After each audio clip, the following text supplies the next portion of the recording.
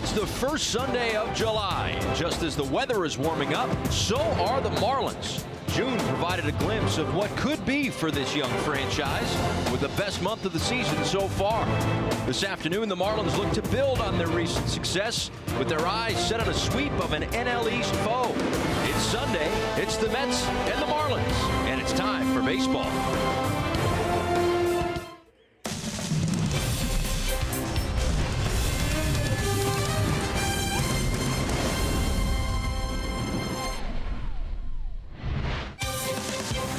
A beautiful Sunday afternoon here in Miami, and the last of a three-game set between the New York Mets and the Miami Marlins as Miami goes for its first sweep of 2018. Yes, he is an all-star candidate, and that's where you can go to vote for Brian Anderson, who has been a big reason why June ended with a victory. And in doing so, it was a 500 month, the best month of the year, in fact, thanks to Brian Anderson and JT Realmuto. Those two guys have been consistent throughout this season to this point, and now as we wrap up June and head into July, it's been all about consistency for this entire club the last 30 days. Inside the broadcast booth, Paul Severino and Todd Hollandsworth. It's been a lot of fun to watch this team over the last 3+ weeks. We say it's a 500 month. They started by getting swept by the Diamondbacks, but they have really found a groove since then. Well, they really have, and a lot of these things are team-oriented ideas. You know, how this team has come together, how they're playing well. Comeback wins has been a big theme in the month of June. Young stars, young studs coming up and pitching well. Bullpen's been absolutely outstanding. And oh, by the way, some timely hitting. It's been a fun month of June. Ready for July if we can kind of carry it over from June. Absolutely. The last 2 days of June ended with Marlins debuts, and in one case, a major league debut. But first, it was Sandy Alcantara on Friday, Pablo Lopez yesterday. As I said before, kind of maybe a glimpse into the future for this franchise. It certainly is. I think Alcantara did a fantastic job with the changeup. Really became a big pitch for him in the last 3 innings that he threw, making adjustments on the fly. Remember, we talk so much about velocity. Young man possesses it. Move on to Lopez. For me, Lopez did exactly as advertised. It probably was put on point after the Batista home run 4 pitches in, but ends up with a quality start, a quality win, and a chance for this Marlins team to sweep a team this year for the first time. So again, this is what these two guys did. First Marlins start, first big league start for Sandy Alcantara, and for Pablo Lopez, the big league debut. Both get wins, and the first time that that's happened in the National League since the 60s. So, from youth to experience, what does Dan Straley have to do today to follow that up from those two guys but get back on his own track? Listen, Dan's coming off a good start when you look at the total sum of the parts. Worked into the 7th inning, 4 innings, 3 earned runs. You take that today, right? But let's remember what the story has been for Dan, so much so in the month of June. Now, of course, we're in July. Here's the deal. Got to settle in early. You heard during the pregame show, Jeff Nelson talked about it. He's got to find that breaking ball early. I think it's a great point. He needs to get into rhythm early, avoid those blow-up innings that we've seen in the first and second. Find that rhythm, and I think he'll cruise. On the other side, it is Steven Matz, who, and we can get into it as the game goes on, but has had some terrific success here at Marlins Park. Yeah, sure has. Sub-1 ERA. Well, here's what the Marlins are looking for. Hopefully some pop from some of the righties in the lineup. Matz has been a little bit vulnerable in that capacity, but here's the thing. If you get guys on, and we saw a little bit of this yesterday, run. You got to run on Matz. He's given up more stolen bases than anybody in baseball. We are gearing up for the 1st of July, but we take a look back at June, the most successful month to date for the Marlins in 2018. Back with Kelly Sacco in a moment.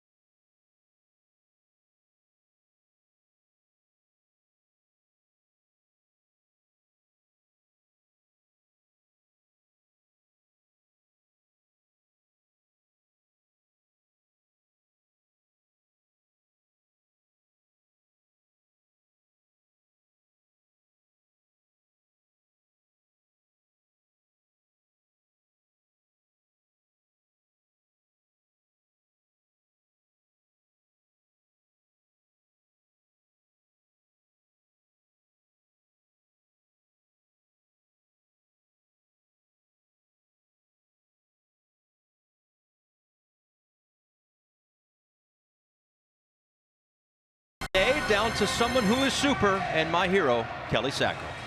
You are too sweet, Paul. Well, like you guys mentioned, it's already July 1st. Hard to believe that we are already halfway through the season, and the Marlins are coming off of one of their best months this season. So let's take a look back at the month of June. The Marlins went 14-14. Half of those comeback wins, and very impressive what the Marlins have been able to do thus far this season. Don Mattingly spoke about what he found most impressive about his team's performance so far. I think we've kind of started to get our identity as far as what type of baseball we need to play to win. You know, we're playing mostly close games. Our pitching's keeping it in it.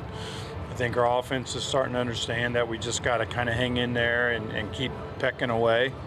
You know, trying to get big hits and put a run up here or there. And obviously yesterday, a couple days ago, we have a big inning. Yesterday we have we put some innings together there late. So, you know, we hang in there, a guy like DeGrom or whoever, our pitching keeps us in it, and then hopefully you're able to, you know, kind of scratch through late or, you know, at some point during the game on a guy like that. Coming up, Game 3 between the Mets and the Marlins as the Marlins go for their first sweep of the season. We'll be right back.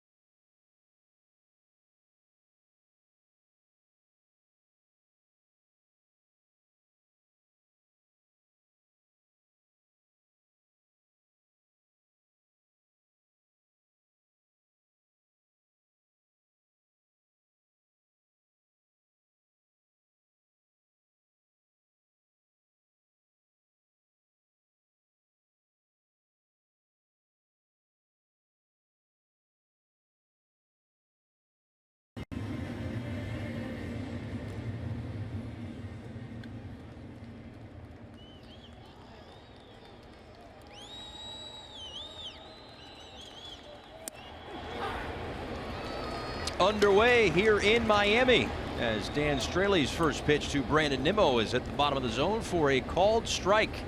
Nimmo leads things off, has been something of a jump starter for this Mets offense, but so far in this series he has been kept rather quiet. Behind Nimmo is Jose Bautista, who had a home run yesterday, Asdrubal Cabrera and Michael Conforto in the cleanup spot today. That is your Mets lineup presented to you by Southwest.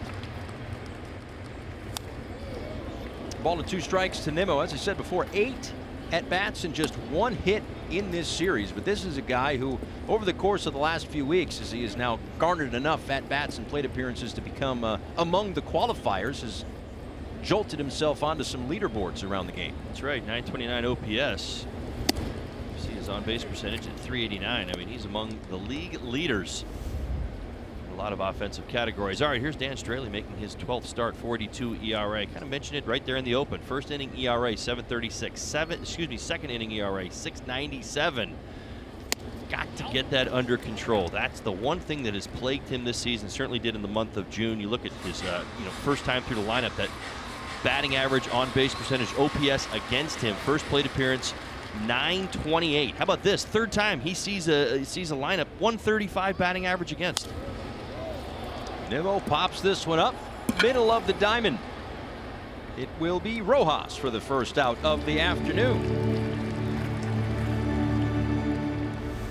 And here's your Marlins defense for this afternoon's game. Maben Brinson Anderson over in right field, making his 54th start. Rivera gets the start at third base, making his 11th start on the season at third. Rojas, Castro, Bohr, and JT Realmuto behind the plate, along with Dan Straley on the mound. And in steps Jose Bautista, who homered in the first inning of yesterday's ball game. It was his home run. And then a home run later in the game from Todd Frazier, and that was pretty much it, as has been the case for the most part this month. The starting pitching has kept the offense in check on the other side, and the offense for the Marlins has been able to make late runs as they did yesterday.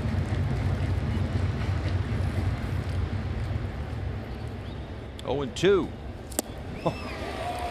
Wow, I'll tell you what, Straley's come to work today. Great game planning right out of the gate. Picked up on what the Mets were putting down yesterday, swinging early against Lopez. Dan Straley has come out with his best slider and best changeup already. 3 consecutive off-speed pitches to Batista. Remember, the first fastball he saw yesterday went 403 feet, not today. Well, frankly, it would make all the sense in the world that he'd come out with a little extra giddy-up, and that's because Mr. Cabrera takes low. His last 3 starts have been all kind of funky. So you go back to the 19th of June. That was against the San Francisco Giants. He hits Buster Posey. He gets ejected. Warnings have been issued. He goes an inning and a third. Next time out, quote-unquote extra rest against the Diamondbacks. 6 1/3 innings, 3 runs. He then dropped the suspension, served it, and he gets an extra day in between then and now. So it's been a weird couple of weeks for Dan Straley, so it would make, I guess it would make some sense that he'd be eager to pitch today. Well, you look at the numbers on the season, I think ideally he just got to find a way to make it through the lineup that first time. And you don't say this about starters too often, I mean, but that's what the numbers tell you this year, is that he struggled with the lineup the first time through, not the second and third time through. So more Dan Straley is good. There you go. And a called strike 3. A 1-2-3 first for Straley.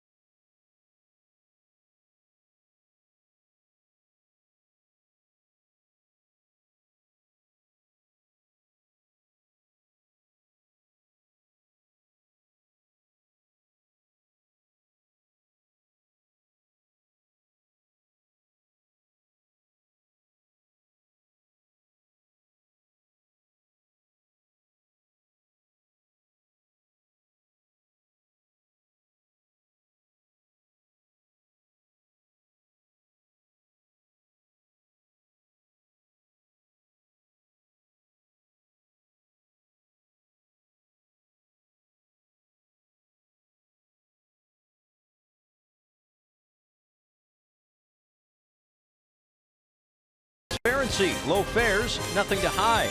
By WB Mason. Who but WB Mason, the official office supply company of the Miami Marlins. Chevrolet, see your South Florida dealer today.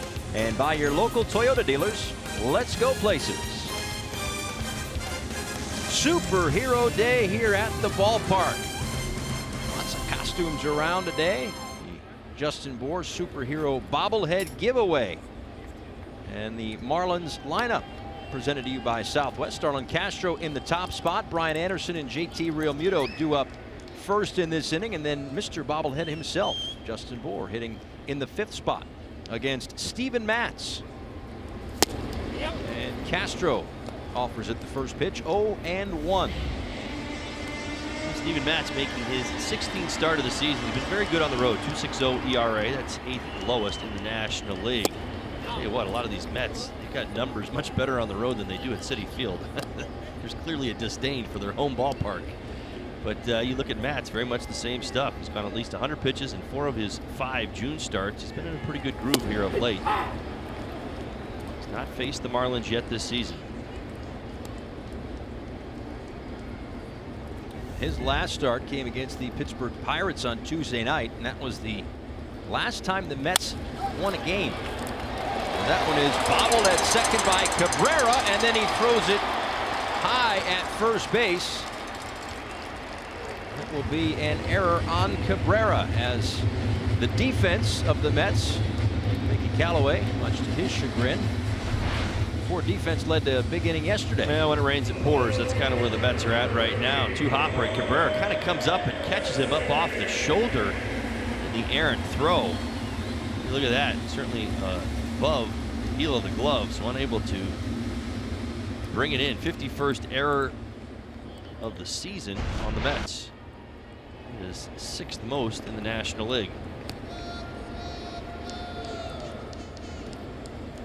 And now Brian Anderson takes outside. It was Anderson's 2-run home run yesterday that erased a 2-0 deficit.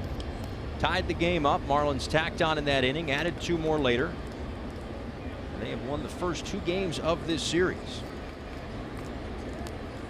For Mats this afternoon, you'll see that sinker, arm side run. It's the slider, doesn't throw it often. Does have a change and a curve. Those are his 2 go-to pitches, particularly against the right-handed hitters. Mats is pretty used to seeing almost an entirely right-handed lineup when possible. He dominates lefties for the most part.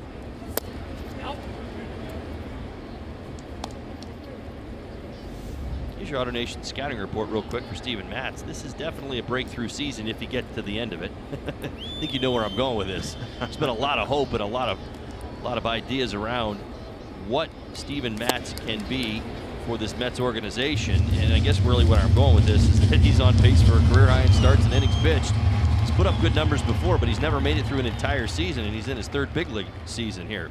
Marlins Park Magic, 0.98 ERA here at Marlins Park. He's already picked up a couple of wins. Marlins have hammered him at Citi Field, though, throughout his career, so some history there. And Thunder and Lightning, these are the 2 things you really want to pay attention. Right-handed hitters, 23 of the 25 extra base hits against Mats have come from the righties, 11 of the 13 home runs. And if you can get on first base, you should be running. This Marlins team doesn't run a whole lot. Now, they tried a couple times yesterday, but here's the deal. He's given up 16 stolen bases this season. 16, that's tops in Major League Baseball in his career. If you choose to run, I don't care who you are, you've got an 86% success rate. He's given up 48 stolen bases in 56 tries in his career. How weird is that, since he's a lefty? Strange, but it's, I mean, listen, you got to pick up on it. I mean, you got to take good. You got to make good on it. It's as simple as that. That's how you beat him. Lack of a move to first base. I don't think that's him setting up anything right there. Combination of that and a slow delivery to home has probably put him behind the 8 ball a little bit when it comes to base runners.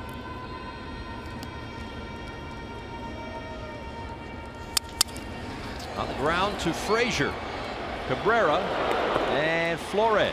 Anderson grounds into the double play.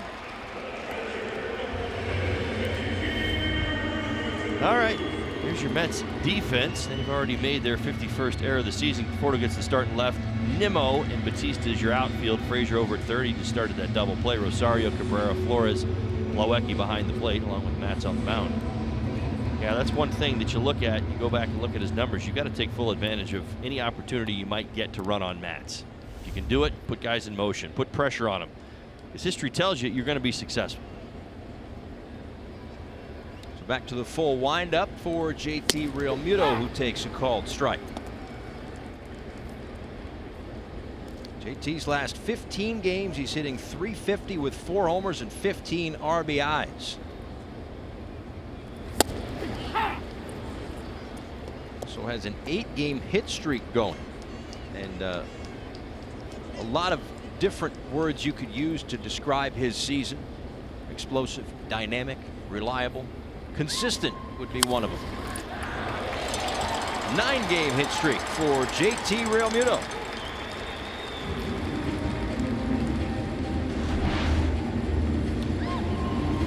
Strike breaking ball through the left side. 5-5 hole, like you call it. That's Frazier.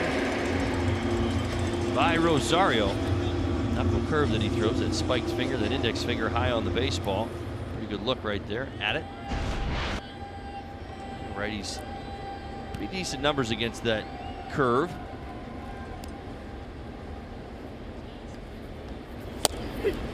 JT He now 2 for 5 in his career against Steven Matz as Cameron Maben takes a called strike. Maben out in left field today, lefty on the mound. This has been customary for Don Mattingly this year. The only platoon spot in the order has been left field.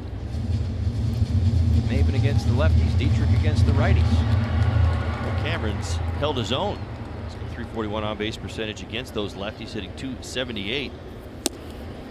He's making his 6th start of the season in the 4-hole. Now that might be one thing that I think I generally think is a little odd. He's not your prototypical number 4 hitter. You know how many home runs he's got on the season.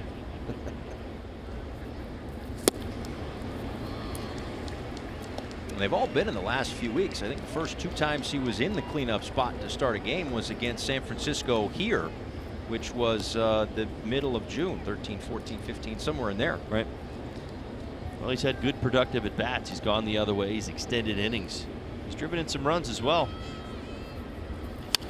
4 RBIs his last 11 plate appearances. Make it 12 as Frazier puts it away. To the 2nd inning here in Miami.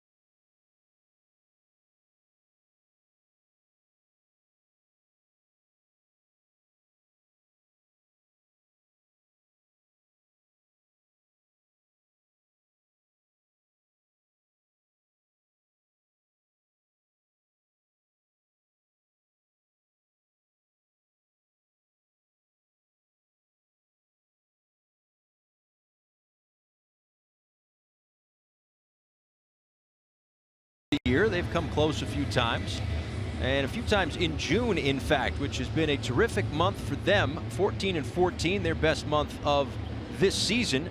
For the New York Mets, their worst June in team history with a 5-21 mark.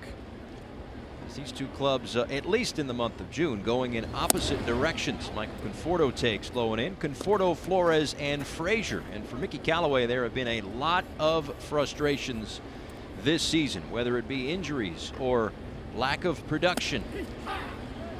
It just hasn't gone very well for the Mets this year. Now, you look at the Mets, and you know the one thing that listen, most managers, they live and die for is consistency, predictability, and that's just it. Those 2 words are so vital to your ball club. It's at least knowing where to go, and I think even in the first 2 games of this series, when the pitching's been good, the defense has broke down. When the defense has been there, the offense hasn't showed up. Like something's going wrong every day.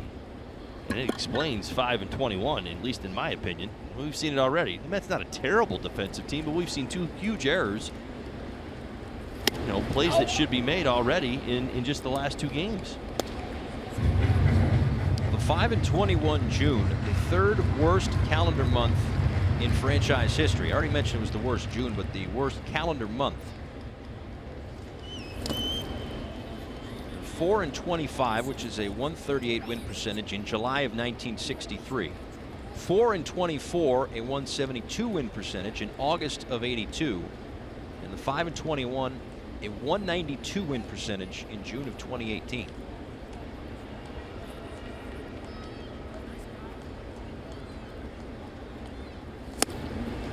Swung on and missed. And that's 3 strikeouts today for Dan Straley.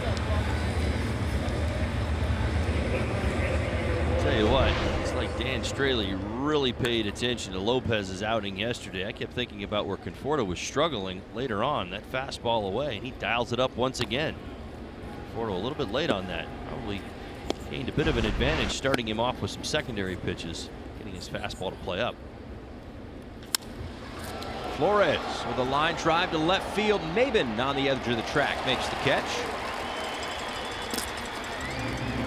2 outs here in the second inning.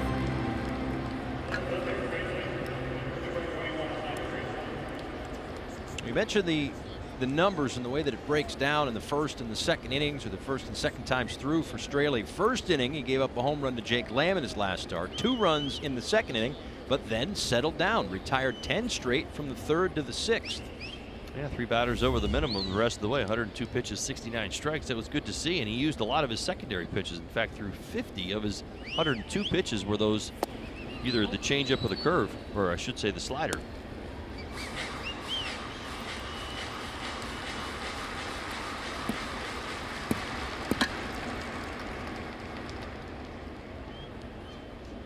To Todd Frazier, who homered yesterday, takes outside. 2 balls and no strikes. His last time out, Straley also gave the bullpen a little length. That was the day after, the day Straley pitched was the day after Caleb Smith was injured, and the pen had to work 7 2/3 innings. And for those that might have missed the news during the week, Caleb Smith out for the season. Surgery likely on a grade 3 lat strain. Bat goes flying into left field. Out of the way goes Rivera. He'll catch a lot of stuff, but he's smart enough to move out of the way of that one.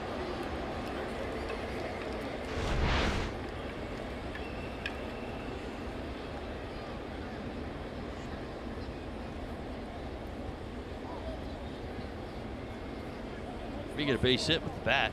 That's true. That's quite a toss.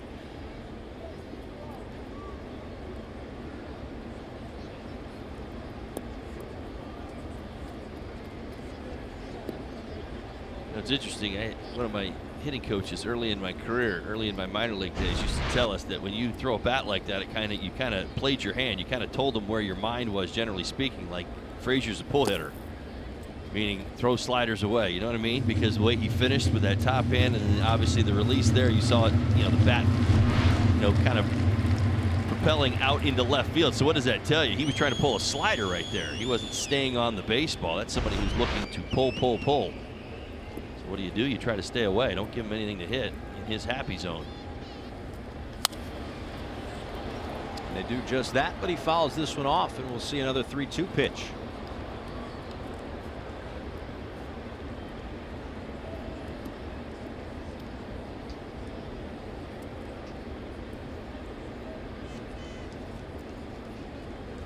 Other injury news: Jose Urena figured to come back at some point this week. No exact date yet as Frazier walks. But kind of good problems to have if you're Don Mattingly and the coaching staff right now. Pitching coach Juan Nieves. Guys who are throwing well, and they have said right now they don't want to go to that 6-man rotation. But they've, if it's just me, and I'm just speaking from up here, Pablo pitched well enough to have a second start. Sandy pitched well enough to have a second start. You've got Straley, you've got Urena coming back. Wei-Yin Chen goes tomorrow, so trying to figure out how this rotation lines up between now and the All-Star break. Their next day off is the 12th of July, so another 2 weeks or so till they have a little less than 2 weeks till they have a day off.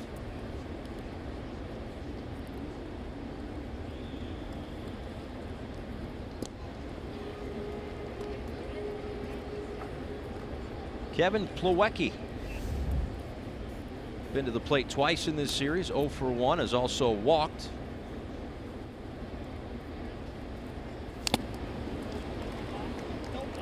Fouls the 1-0. At the plate, the home plate umpire, the crew chief, Gary Cedarstrom.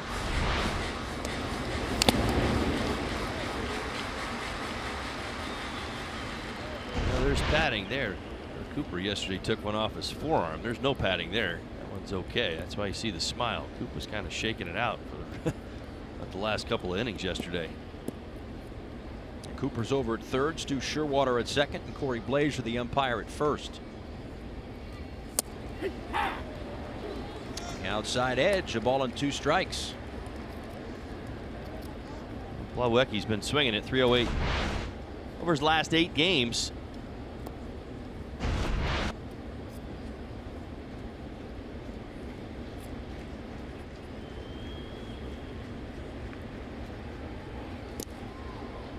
Might have had Frazier leaning, but he's able to get back in time.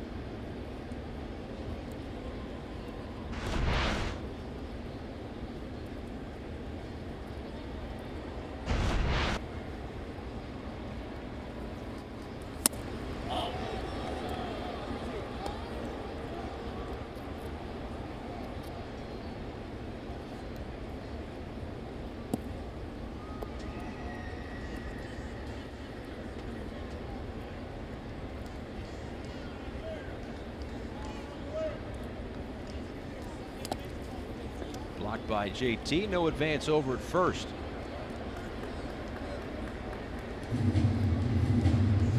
And that's been the some of the issue for Australia, figuring out how to take whatever's going on in the bullpen and get it onto the mound so that you can. He's had these runs I mentioned before, 10 straight from the 3rd to the 6th in his last start. He's done that a lot this year. Really settle in, but it's a matter of figuring out if it's extra pitches in the pen or whatever the case is. Keep it going from the get-go as Plawecki to left center field. And on 3-2, Frazier was on the move. He's being waved around from third. Here's the throw, and it's cut off by Bohr, an RBI double for Kevin Plawecki. And the Mets have a 1-0 lead.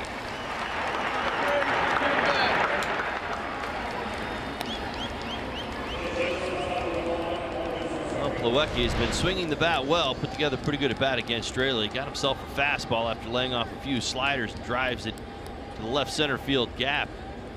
It's a 2-out RBI double. Really no surprise for the Mets. He's been driving in some runs of late. Now 7 RBIs over his last 9 games.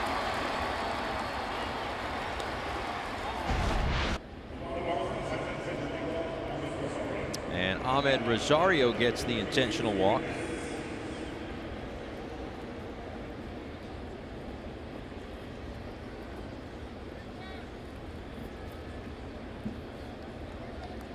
In steps the pitcher Steven Matz, who now has a 1-0 lead thanks to his battery mate Kevin Plawecki's RBI double.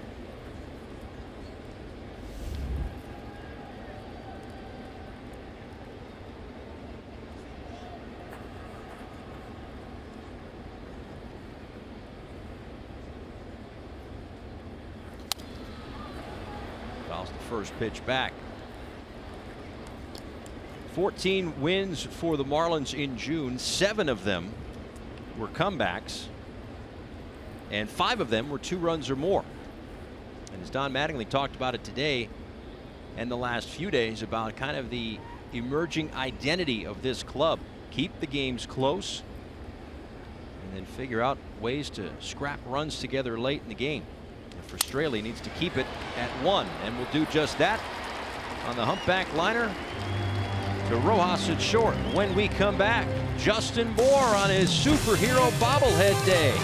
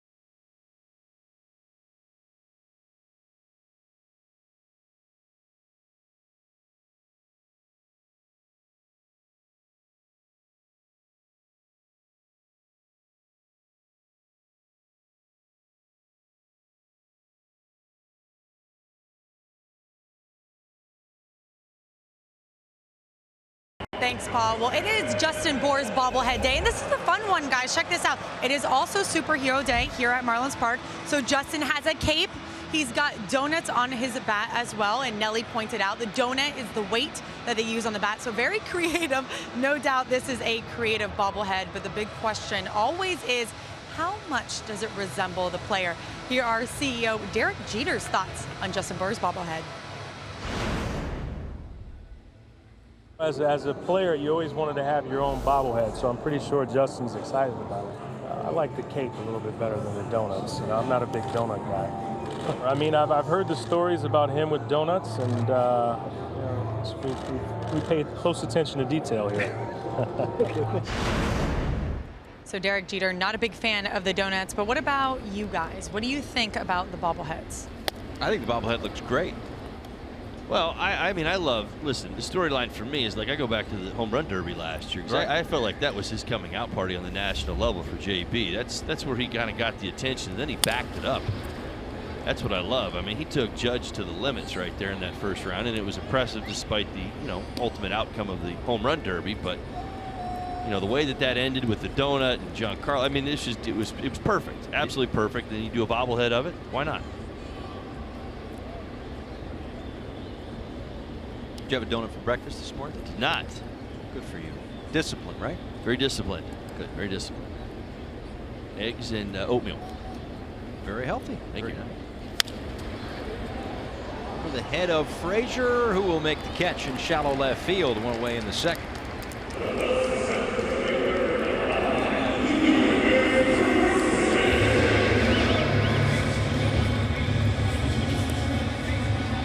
That's the benefit of a double play ball in the first inning. It's the first out here in inning number 2, and now he'll face Lewis Brinson. Talked about the good month of June for the club and a good month of June for Brinson as well. We'll look to piggyback on that here in July. 13 RBIs, was 4th among National League rookies last month. Hit .267. Had the 4 home runs, and just in a non-results sense, in this day and age where we can measure exit velocity, jumped about 4.5 miles an hour off the bat compared to previous months. Well, I think that's where you want me to follow up with a .547 slugging percentage in June with 4 homers, 13 RBIs. Sure, yeah, I think that'll work. Right field line and foul, still 1-2. I mean, sometimes think of it in terminology, you know, like defending the strike zone better. I mean, listen, who would argue that Brinson's bats haven't gotten better in the month of June? He's had some 2-strike hits. He's gone the other way at times. We've seen the power. We've seen him game plan well inside of a game.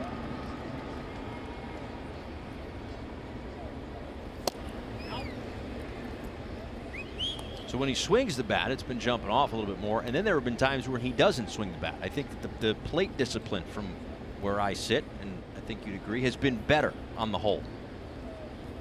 No doubt.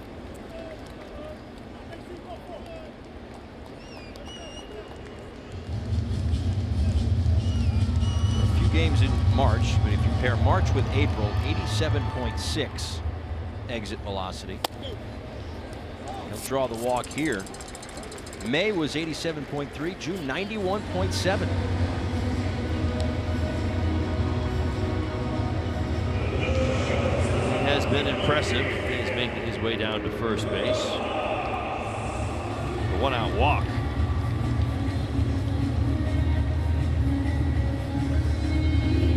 I mentioned that Steven Matz has pitched pretty well here at Marlins Park. 0.98 ERA in his career. And the one thing that's really improved this season over his previous 3,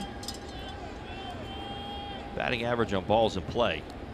Last 3 seasons well over 300. This season 266. So yeah, to me, I think it encourages base running and putting guys in motion. This Marlins club, it's a lot of balls on the ground. Matz gets ground balls, gets some guys on. You're going to have to run today, especially when you know you've got an advantage over a pitcher who generally struggles with runners at first base.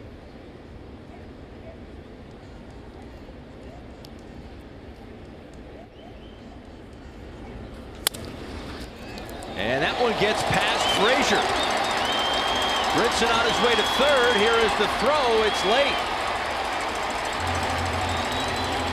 And that figures to be another error on the Mets. That was a tailor-made double play ball right at Todd Frazier. It's almost unbelievable what we've witnessed over the last 48 hours here with this Mets defense. I mean, these aren't diving stops and difficult plays. If you go back to yesterday's ball game, some of these hops are, catching their infielders right in the belly. I mean, as long as they're in position, they should come up with a baseball. Instead of 2 outs, you've got first and third for the Marlins. Well, it's on the Marlins to take full advantage of these extra outs and opportunities and make something happen here. Second error of the day for New York as Yadiel Rivera takes a strike on the inside corner. 0-1. And Marlins going with a righty-heavy lineup today. Bohr the only lefty in there. That means JT Riddle gets the day off. Rivera at third. Rojas at short today. 0-2. Some increased playing time the last couple of weeks. Increased starts for Yadiel Rivera. He has a hit in 6 of his last 7 in the starting lineup, hitting .318. You'd love a hit, but can get a run on an out. I'm sure Mats would have liked that one. 1-2.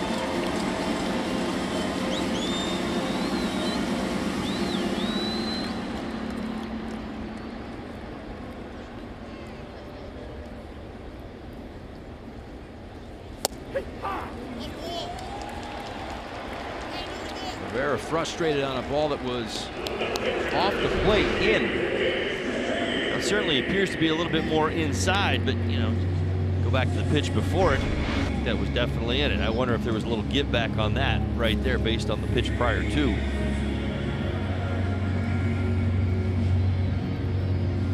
A huge second out. I'll tell you what, Mats is working around his infield right now. Error to start the ball game. One did not score, and here an error already in the second.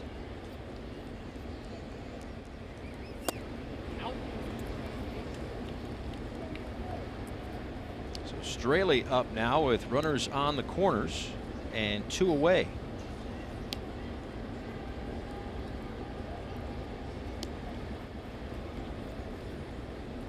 Straley had a double and 2 runs scored in his last start.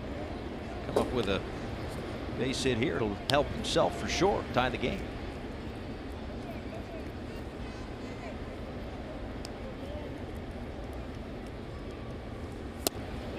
Runner goes. Rojas stopped to try to draw the throw. Plawecki ate it. Now 2 in scoring position.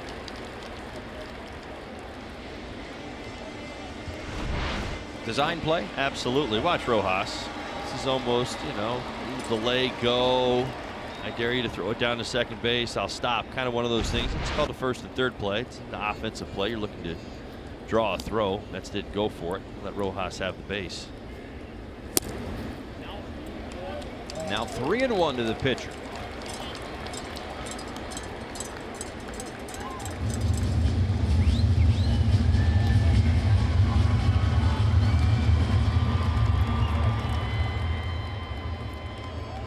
Not only the double, but walked and scored in his last start. Takes a strike there. 3-2.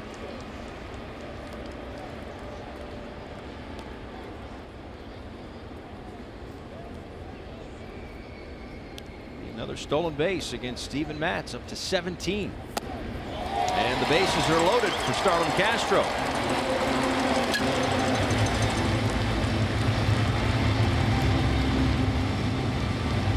Well, Dan Straley displaying a keen eye over his last 2 ball games, offensive performances. I mean, he's picked up a couple of walks, 1 today, 1 in his last start, a double his last time. He's turning quite the offensive player. Absolutely. A force to be reckoned with.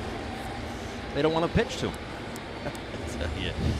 Well, I mean, I think as a team, we don't see the Mets every day, but there's no doubt this team's going through it right now. My goodness, defense is letting Mats down. Mats can't throw strikes to Straley. 14 errors their last 15 games. And then you get into the offensive part of this. Boy, oh boy. A chance here for Castro to put an end to a 14 1/3 scoreless inning streak for Steven Matz here at Marlins Park. Yeah, well, what you start to dive into is what Castro's been doing of late. He's been one of the hottest Marlins, riding a 6-game hitting streak. 11 for 24, 5 runs, 4 RBIs, couple home runs.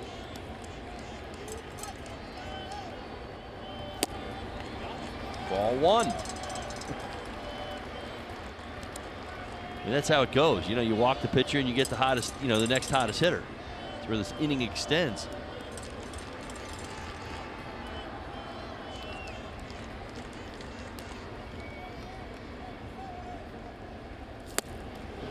A little off, 1-1. Yeah, from June 13th to the 24th, that was 11 games for Castro. He was 7 for 46. But last 6 games, 11 for 23, couple of home runs, 4 RBIs. Trying to plate the equalizer and then some with Brinson, Rojas, and Straley, the runners. Rips one, foul.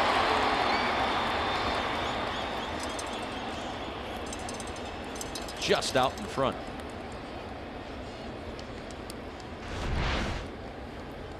Now good swing. Hooked it towards the left field line just a bit. Missed by 5 or 6 feet. The Marlins would have battled back once again and reclaimed the lead.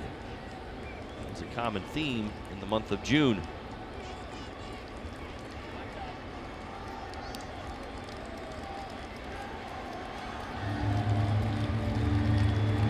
One ball and 2 strikes with the bases loaded and 2 outs. The pitch from Matz inside, 2-2.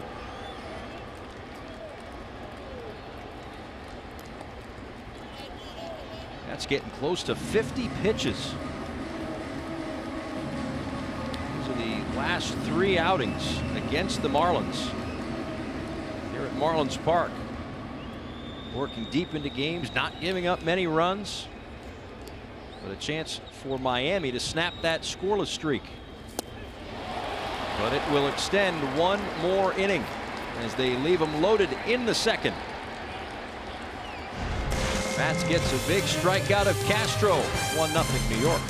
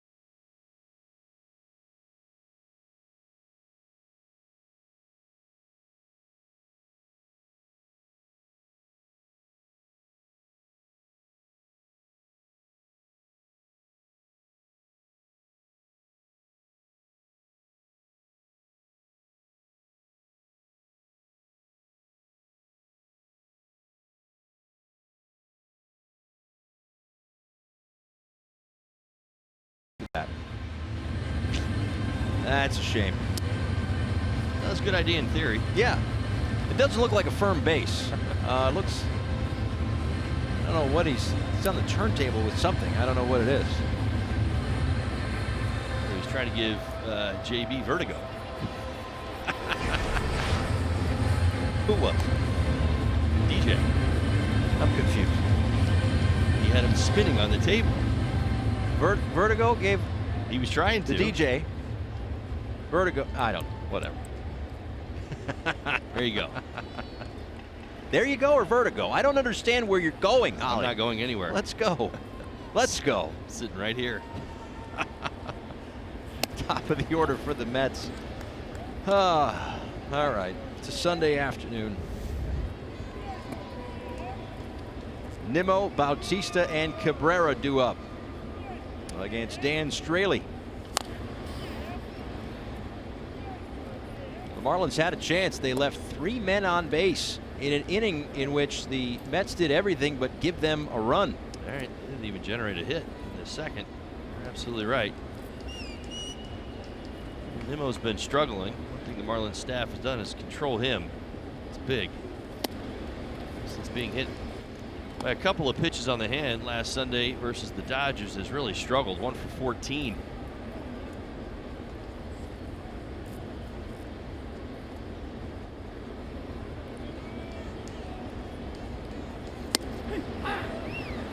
On the outside edge, 2-2.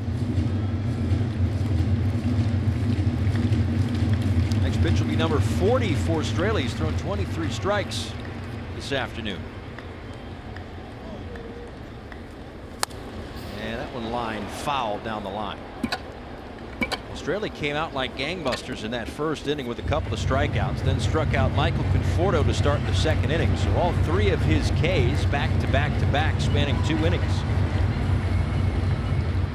Did give up an RBI double to Kevin Plawecki in that second, but was able to get Steven Matz to softly line out to Miguel Rojas to end further damage. Ooh.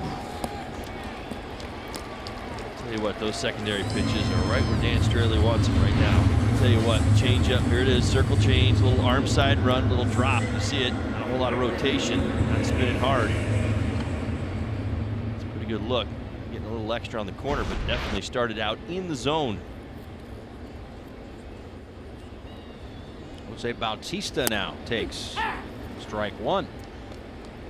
Yeah, you can see on that replay of that changeup, it started right on the edge and then last minute took a right-hand turn. And now Bautista out to right field for Brian Anderson. And there are 2 away.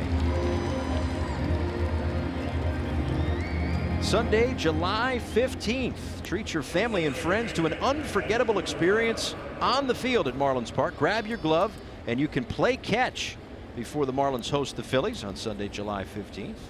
The event packages for Play Catch Day include 2 tickets, 2 all-you-can-eat wristbands. Proceeds benefit the Marlins Foundation. To reserve a spot on the field, visit marlins.com/playcatch. I mean, you got to do it every day for 12 years you played in the big leagues. Loved every opportunity I had to do it, even with the softball stuff that we've been doing, a couple weekends ago. Right. And just being able to be out there, I tell you, it never gets old.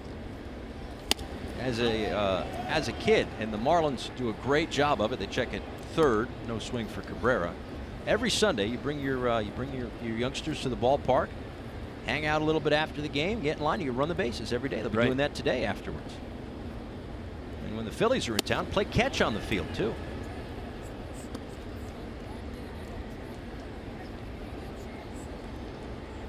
Right now, you get your cotton candy in, you get your popcorn in. And then you got tons of energy the rest of the day. Parents love it.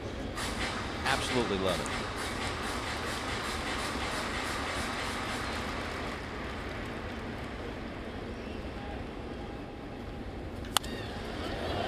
Cabrera to right field and hit well this one.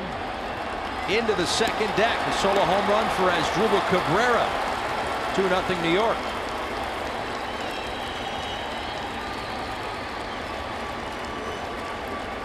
Well, one thing Cabrera has done really well this year, think back the first time the Marlins saw him, he was on fire with the bat, but hitting for power. 14th home run of the season. 14 home runs lead this Mets team ties his entire total for last season. Jumped all over that fastball. Did not miss it to the upper deck. However, another solo home run for New York. You're absolutely right about that. You just like to minimize. Certainly understand that. Left-handed hitter sitting 323 against his four-seam fastball. That's the 5th home run he's given up on his fastball.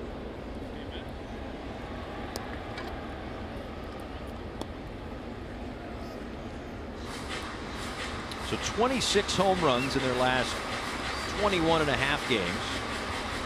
40 home runs in their last 35 and a half games, but 29 of them solo home runs for the New York Mets. 1-2 to Conforto, who struck out to lead off the second. One of 4 strikeouts today for Dan Straley.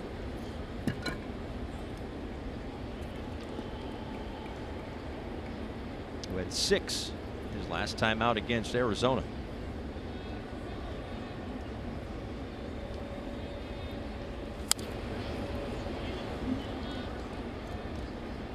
Now, what the Mets are doing in terms of the amount of solo home runs, in this day and age, if you're going to give up home runs, you better do it with the bases empty. Whether it's the Mets or the Braves or the Nationals, it doesn't matter who it is. It's just as a philosophy, give up the solo home runs. They usually don't kill you.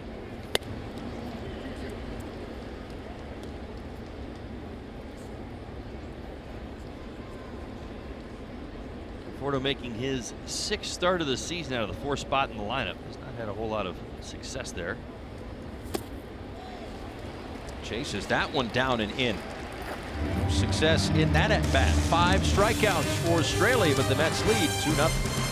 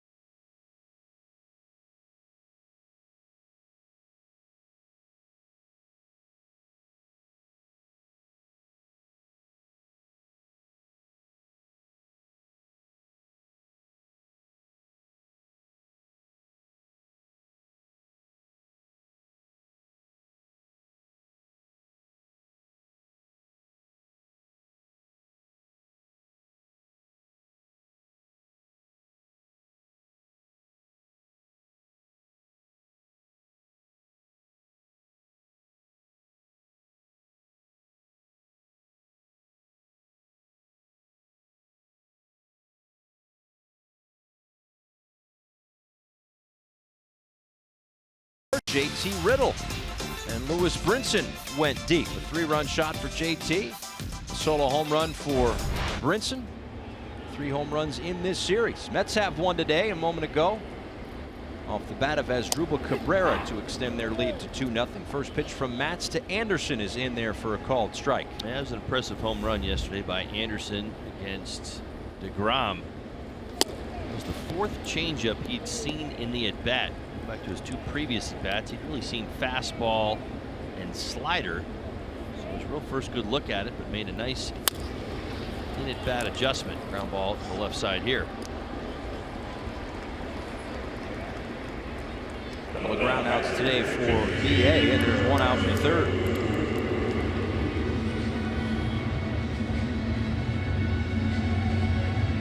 You have to imagine that there is such an unbelievable amount of pressure on whether it's Matz today or DeGrom last night or Syndergaard when he's healthy, because the offense hasn't done a whole heck of a lot. And even when the starters leave the games, the added pressure of now the bullpen hasn't been that great for the Mets. 21 losses out of this bullpen this year is the most in baseball. So, you know, these guys, I would think, never been a starter in the big leagues, but I would think it's like, I got to give them 8 today. Do your job. That's really what it comes down to. I've been in a few teams. I think most players, you know, you live long enough in this game, you're going to end up in the situation where the Mets are at. Maybe not as extreme, you know, as far as their June is concerned, but you're going to go through some losing months, and generally the idea in the clubhouse is to do your job better. You can't do your teammates' jobs. You can't cover for guys. You can elevate your game, but you can't fix what's going on in other places. Nor can you put that in the back of your mind. Those are things you can't control. Steven Matz has done a fantastic job of here early today. Now in the 3rd inning is covering for his defense. You go back to that 2nd inning. He threw 15 extra pitches after a tailor-made double play to not get turned. And a line drive, base hit for Real Muto. His 2nd hit of the afternoon. A 1-out knock here in the 3rd. 18th multi-hit game this year for Real Muto.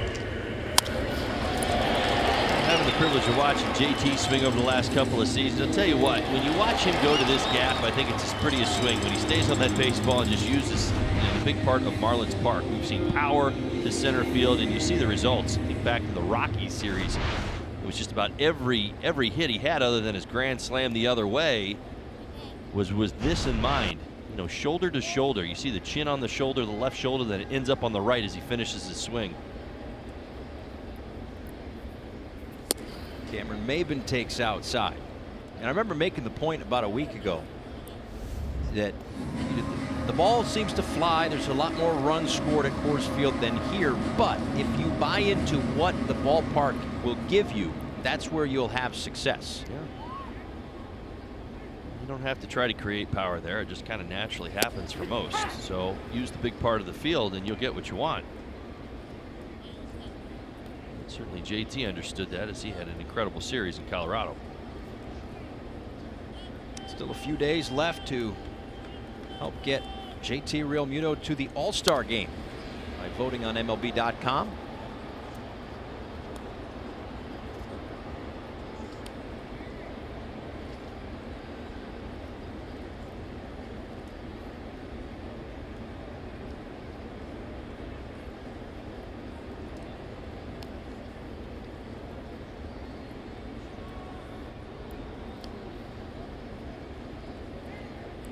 That great speed, best speed for a catcher over there. He stays put as Matz's pitch is fouled off by Maben.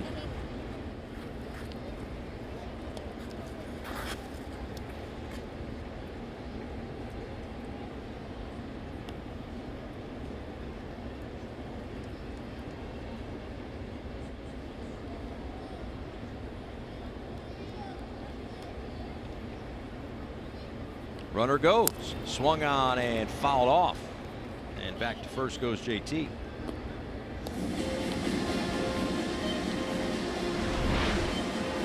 That's what you want. You got to continue to stir it up against Matz. Numbers well documented. 17 stolen bases allowed this season. Marlins already won today. You got to keep putting pressure on. Keep applying that pressure. Keep Matz in trouble. You see that he's at 60 pitches, and I'll tell you what, to your point, Paul, which was a good one, I think about an inning ago, you know, a lot of this has been stressful based on the fact that the defense has let him down. So he's had runners in scoring position, and that is one thing that you generally will feel is the pressure, the emotion of the moment based on how the Mets have been playing. Doesn't go as Maben flies one out to Bautista in right field with a 2nd out in the 3rd.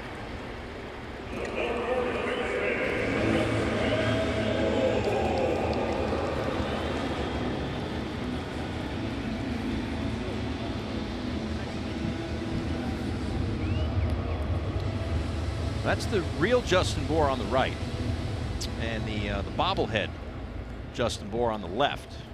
Just because the resemblance is uncanny, just so you know. I spot the obvious. Holly, you take care of the not so obvious. You tell me what Conforto is hitting out of the 4 spot. I'll tell you which one's the bobblehead and which one's the human. That's why I'm here. 1-1 to JB. You don't see that too often from Matt. That's some respect right there for JB's power. I'd love to say that he's going to go deep today. He has given up 2 home runs to left-handed hitters. I always feel it's appropriate that when it's your bobblehead day, you're supposed to go deep. Almost like it's coming, right? Broken bat. Kind of like what DJ Vertigo did to the bobblehead's bat. Not fair.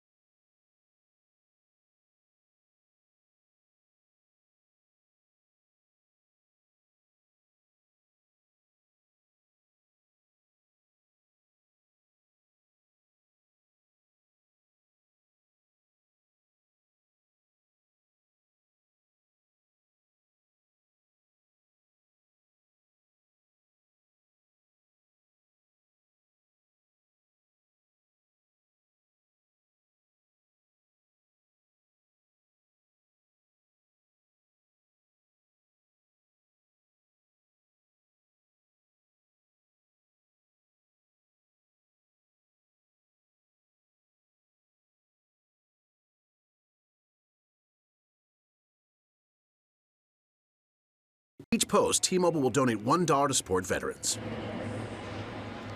Back here at Marlins Park as the Mets and Marlins wrap up a 3-game set. 2-0 New York on top. An RBI double from Kevin Plawecki and a solo home run from Asdrubal Cabrera against Dan Straley. Trying to keep it in check against 5, 6, and 7 of the Mets here in the 4th. Wilmer Flores, Todd Frazier, and the aforementioned Plawecki. Flores swings and misses. Flores getting increased playing time at first base. Earlier this season, we saw Adrian Gonzalez on the New York Mets, no longer with the club. Flores keeps doing that. He'll play even more. Leadoff base hit.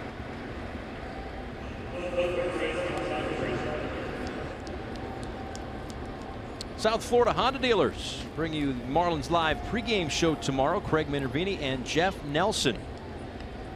It's the Citrus Series. Nathan Eovaldi, former Marlin, against Wei-Yin Chen. On the air at 6:30 tomorrow night.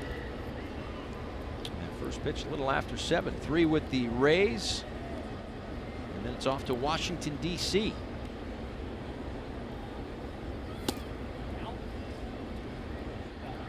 Todd Frazier walked in the 2nd inning. So we'll see the Rays twice. See the Rays tomorrow, Tuesday and Wednesday, and then right after the All-Star break in St. Pete.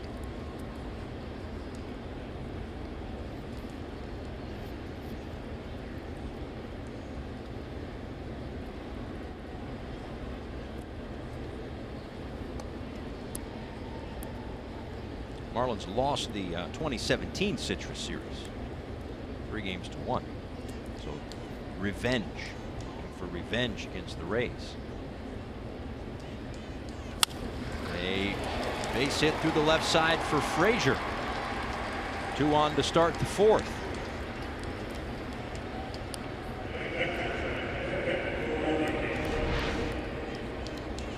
Two-seam fastball. Stayed up a little bit. Not as much arm side run. Frazier able to rip it into left field. Similar swing path. Flores. First two guys on here in the fourth. So now Plawecki with that RBI double. Got to keep this at a 2-0 deficit. Somehow roll a double play ball or whatever you can do to limit the damage here.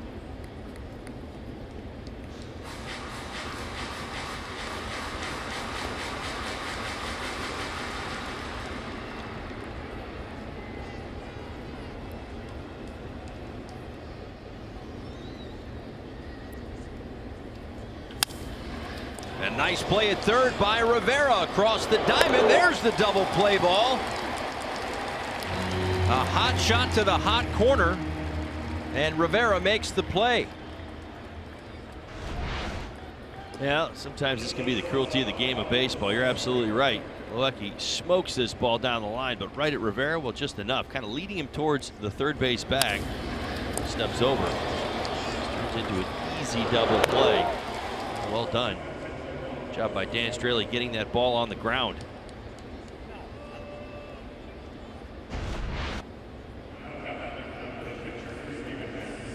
If you had just woken up from a long winter's nap at the beginning of this series and saw Ahmed Rosario, who was just intentionally walked for the second time today, you'd think that's all he does.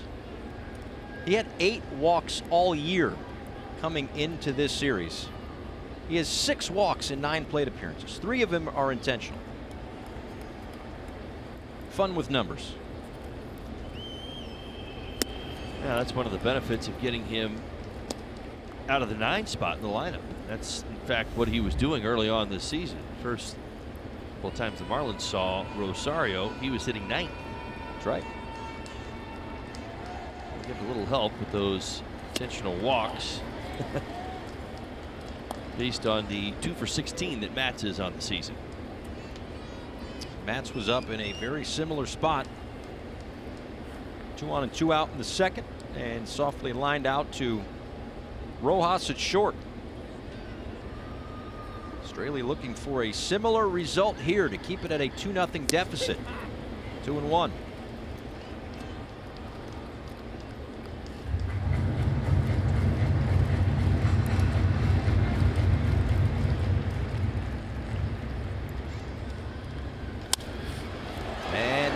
With a base hit into right center field. Brinson cuts it off, gets it in quick, but Frazier is in to score, and it's 3-0 New York. Now third hit of the inning for the Mets. 4th hard hit ball. 3 of them on the fastball from Straley. Well, once again, getting it as far in as he wanted.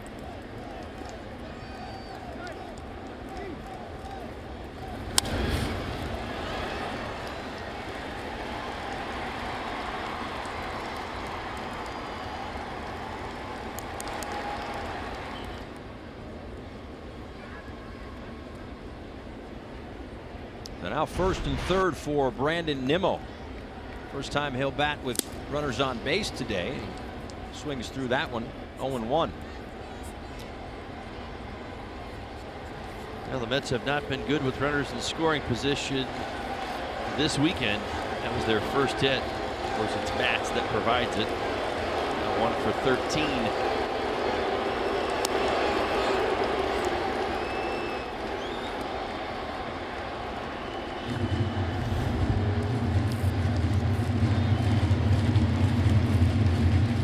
Pop up in the first, and one of 5 strikeouts for Straley this afternoon as he set down Nimmo in the third. There's the 1-1 pitch. Misses low.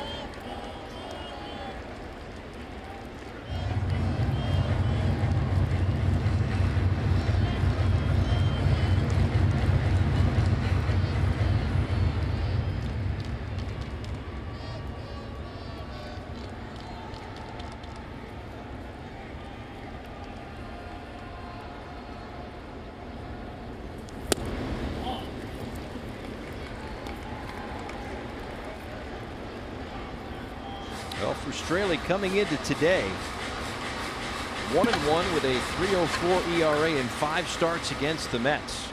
Last year, very well against them. 176 with a 148 batting average against. He was on the other side of Jacob deGrom back in May. A comeback win that night for the Marlins. And they will hope for another one today as they trail it 3-0 going to the last of the 4th as Matz with an RBI.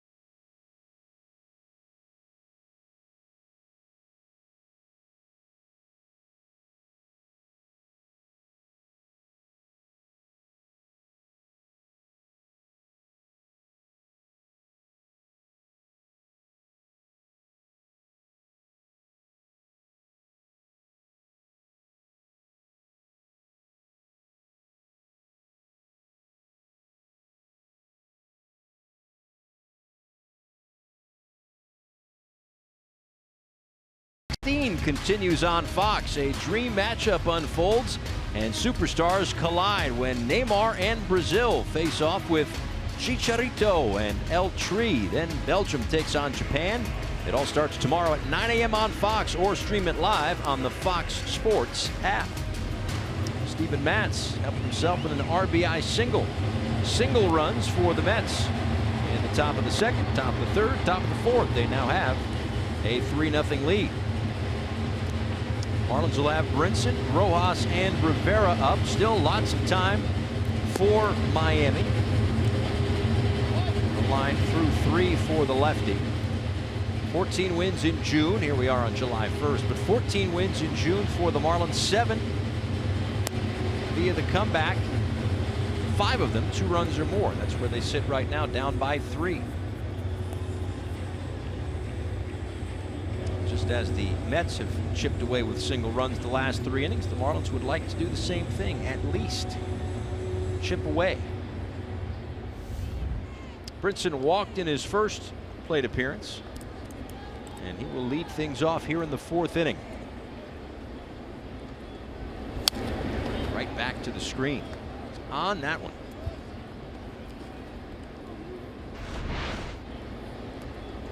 That's right. Commissioner Manfred saw it. Right there on the ball.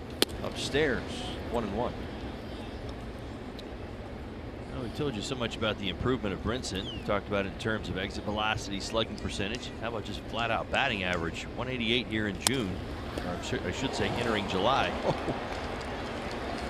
Look what I found. Steven Matz. Behind his back. The ball found him. Yes, don't try this at home. This is not how you defend the position. And that is not proper fielding position. But you're a pretty good athlete like Matt. You make plays like that as well. That certainly is that. He's already got an RBI single today. He's held his own in the box.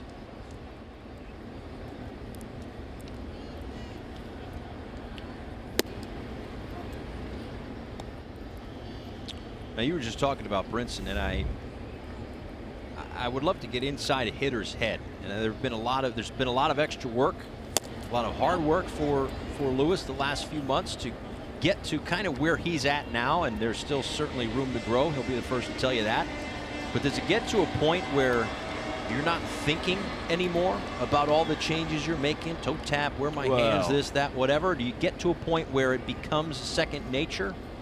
I don't think Brinson's there technically. I'm not sure he's been there all that much where he's, I haven't really seen, that deliberate technical approach where somebody's making, major swing adjustments in the middle of a game or during an at bat where you see him kind of fiddling with his setup. But I will say this, confidence starts to rise. In so many ways, the key to hitting is getting the expected result. And when you see the pitch that you're honing in on and you're taking your swing at, it doesn't necessarily mean that you're going to get a hit every time or that you're going to get the exact result.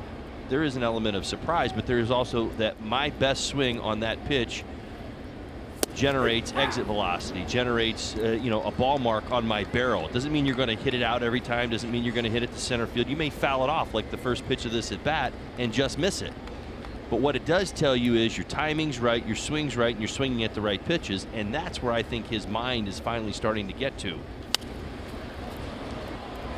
Popped up and into the seats.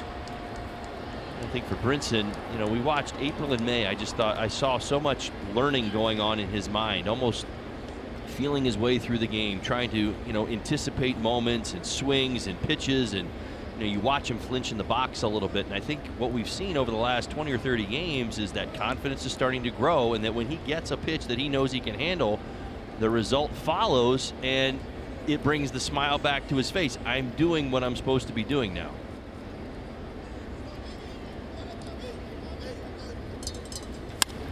Rojas toward left center field, and that one is going to get down. Miggy on his way to second, and he'll hold up right there with a one-out double.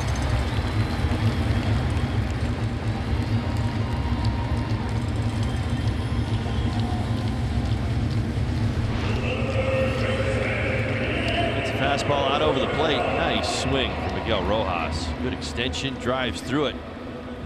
I want to liken this to a swing for fear of it leading us into that home run swing.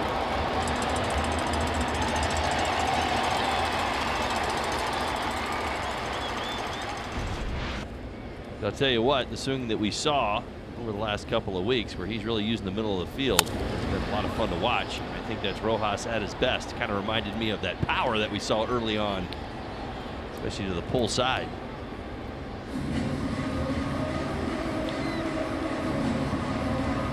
Got to 7 home runs pretty quickly. Right. And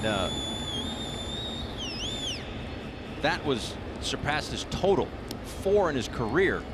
And he's on the move to third. Throw down, not in time.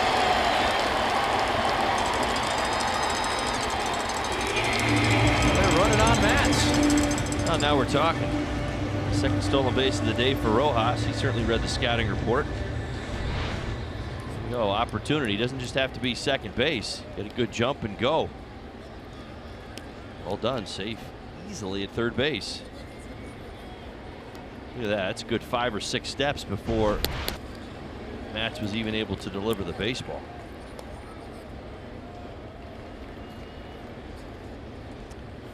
A huge opportunity for Rivera once again. Fell behind his first at bat. Ended up a strikeout victim. Runners in scoring position.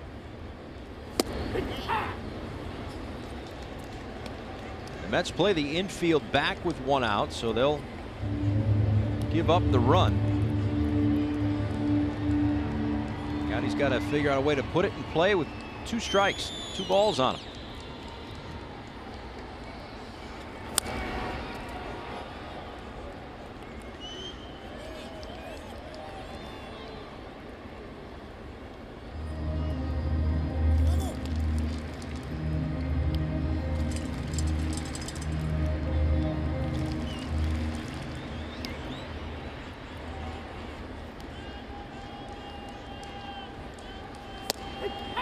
Again, attacking the inside corner against Rivera. This is back-to-back at bats. Nearly the exact same pitch. I'll tell you, Matt's able to find it once again. This is more of a strike than the last one, but still too close to take.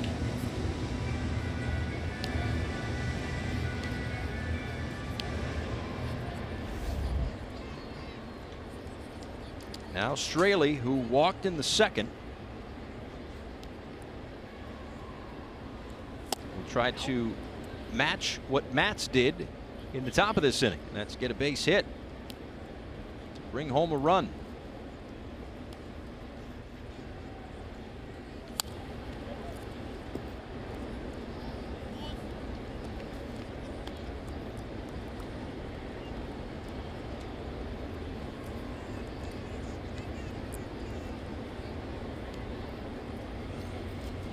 Straley lays down the bunt.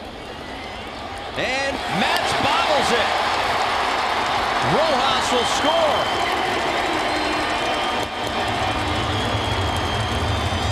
And I'll tell you what, Matz almost kicked that ball out of frustration into the dugout. I don't know if he missed it on purpose or not, but he didn't call time until afterwards. If he kicks that in the dugout, it's even more.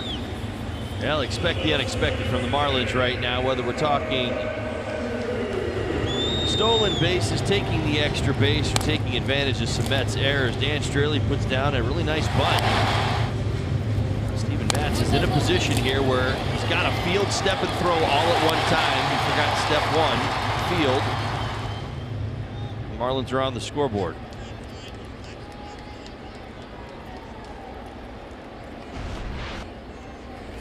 Now Castro takes inside. Third error for Mickey Callaway's Mets today. This one leads to a run.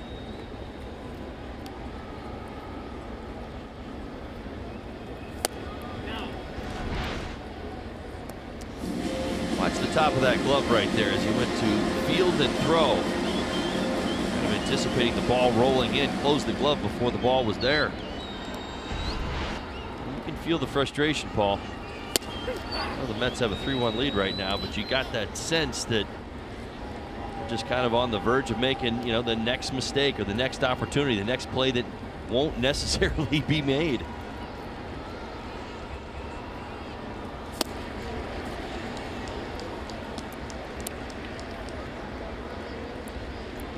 Well, Cabrera had an error in the first inning. Double play erased that. And then Frazier had a double play in the second inning, but Matz pitched out of that. And now Matz has an error himself here in the fourth. We'll see if the Marlins can capitalize.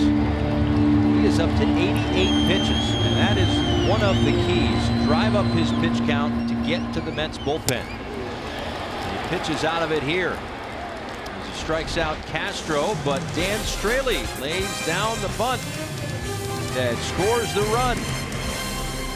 3-1.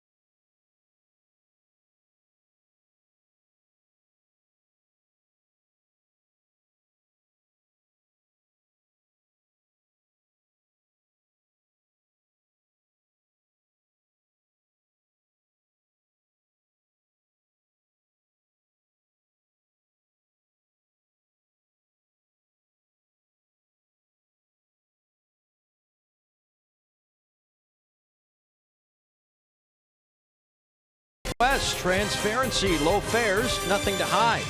Come out and join us for our community grand opening event on July 21st from 9 a.m. to 12 p.m. For more information, visit clevelandclinic.org/Coral Springs.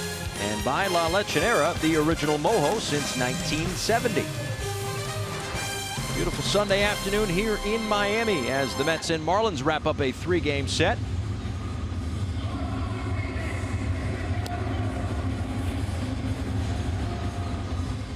Dan Straley's bunt single as the Marlins on the board. They trail it by a couple as we head to the 5th. It'll be Bautista, Cabrera, and Conforto due up for New York. 5 strikeouts through 4 innings, but he's also walked 3 and given up 5 hits, leading to the 3 Mets runs.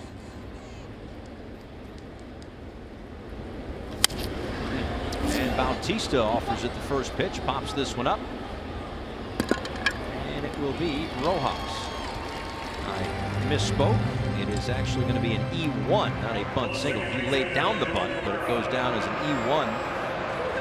And no RBI on the play for Straley as kids all around the ballpark celebrating superhero bobblehead day for Justin Bour. Now, if he wants to save his heroics for later in the game, I'm all for it. But you know they're coming at some point.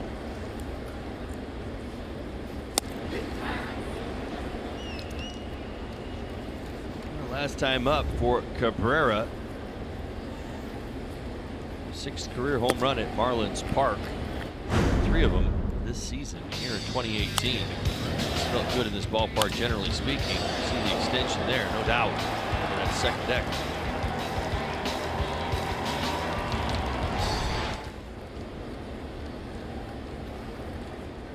He's got hits in 12 of his last 14 games.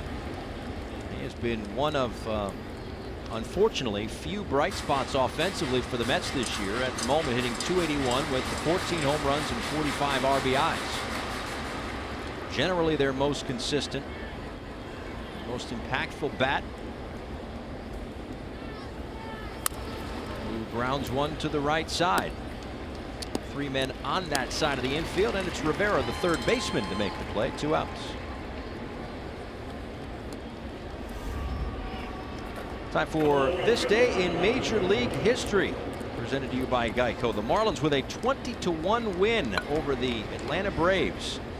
Miguel Cabrera 4 for 6, 2 doubles, 2 homers, 4 RBIs. 7 different Marlins had multi-RBI days.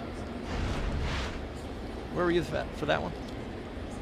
I don't know how I fit into that one. I'm not sure. I'd have to go back and look at it. Fortunately for you, I've got the internet over here. Now, this has been the tricky spot. Nobody on here in the 5th inning. 2 outs. That has been the theme for the Mets today. All 3 of their runs have scored with 2 outs. In a lot of ways, the difference in the ballgame. In fact, all the runs in this ballgame have come with 2 outs. Point being, Marlins have left some guys on base where the Mets have come through with a couple of clutch hits.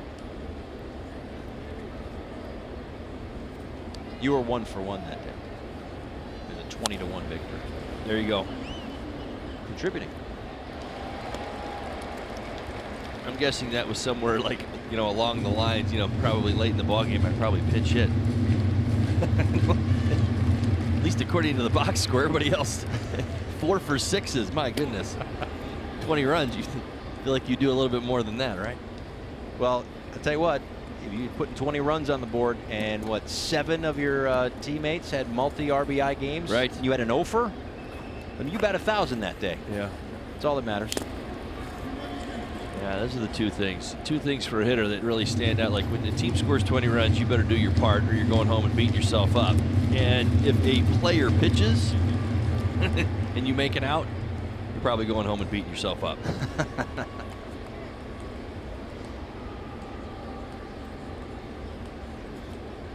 3 balls and 2 strikes on Michael Conforto. Inside, and Straley walks him with 2 outs.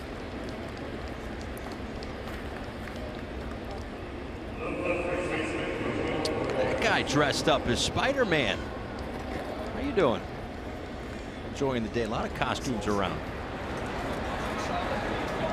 Got some abs, my goodness. He's in better shape than I am. He's got a better metabolism, though, probably at his age than I do at mine. That's my guess. It's got to be what it is. A 7-year-old kid and me probably have a similar diet, though, now that I think about it.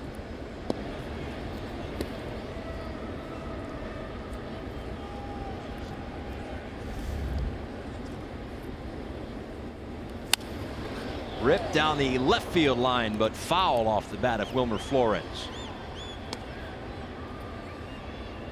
Flores singled in the 4th inning and lined out to Maben in the 2nd.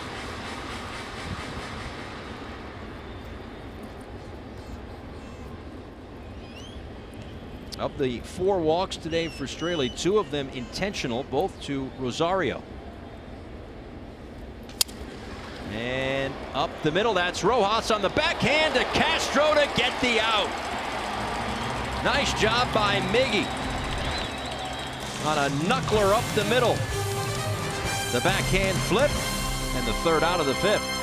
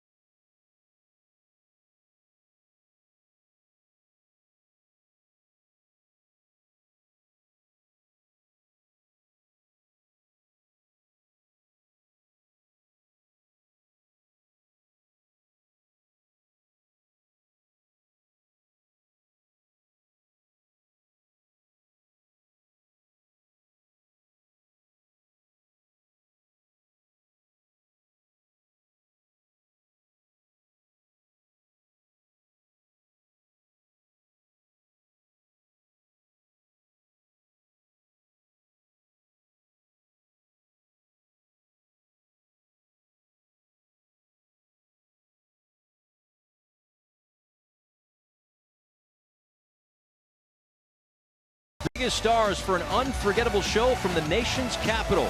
Major League Baseball All-Star Game, July 17th, only on Fox, or stream it live on the Fox Sports app.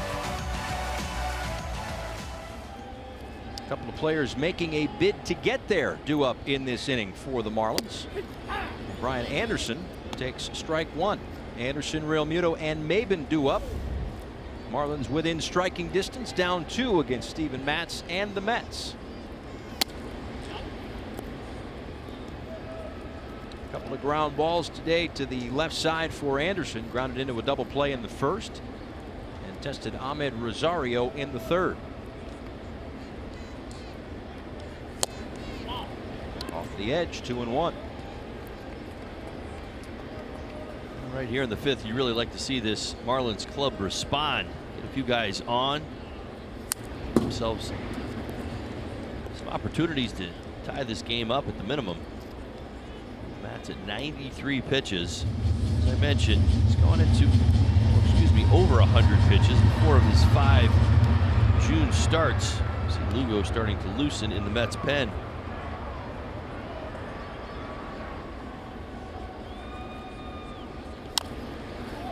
Dribbler in front of the plate. Plawecki comes up with it, throws, close play at first, but they got him by a step, says the first base umpire Corey Blazer.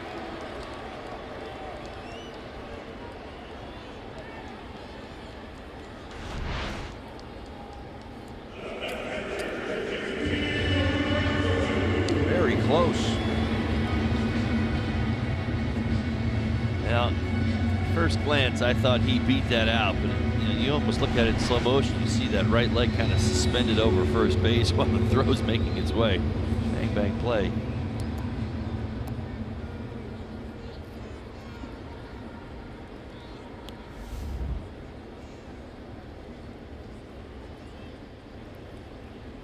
JT Realmuto swinging at the first pitch. JT's got a couple of hits in this ball game.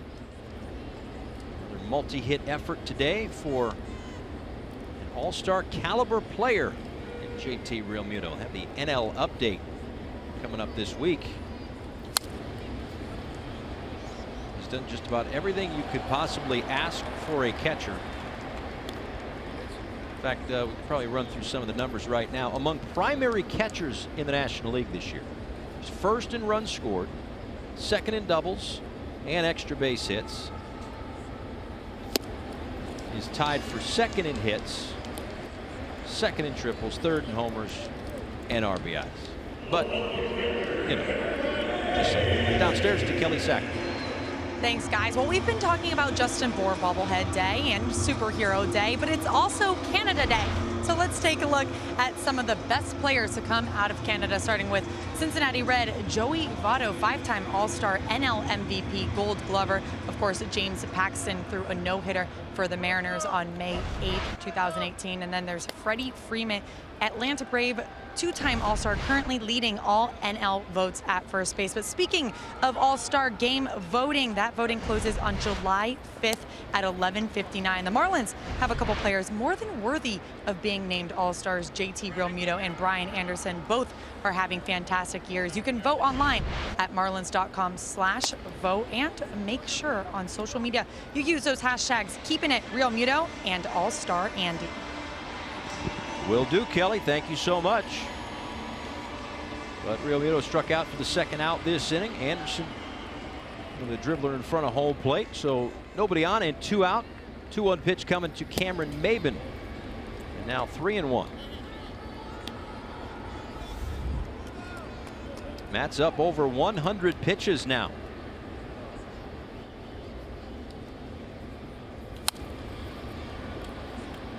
That's kind of the game plan, right? I mean, drive the pitch count up, get a guy who's been pretty effective here at this ballpark and on the road in general, get him out of the game and get to the bullpen.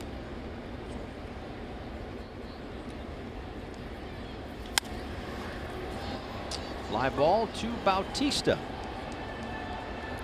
And Matz is through 5 with a 3-1 lead here at Marlins Park.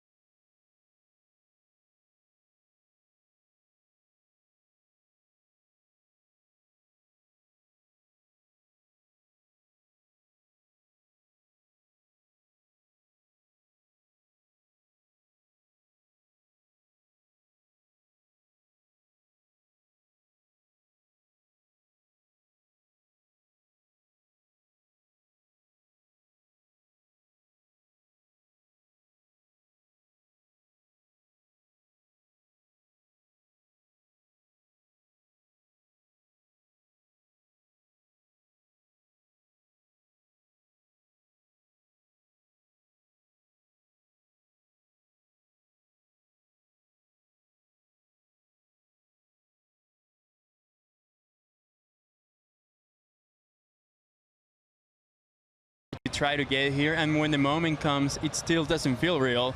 Like, to me it's just like, did it actually happen? Am I still dreaming?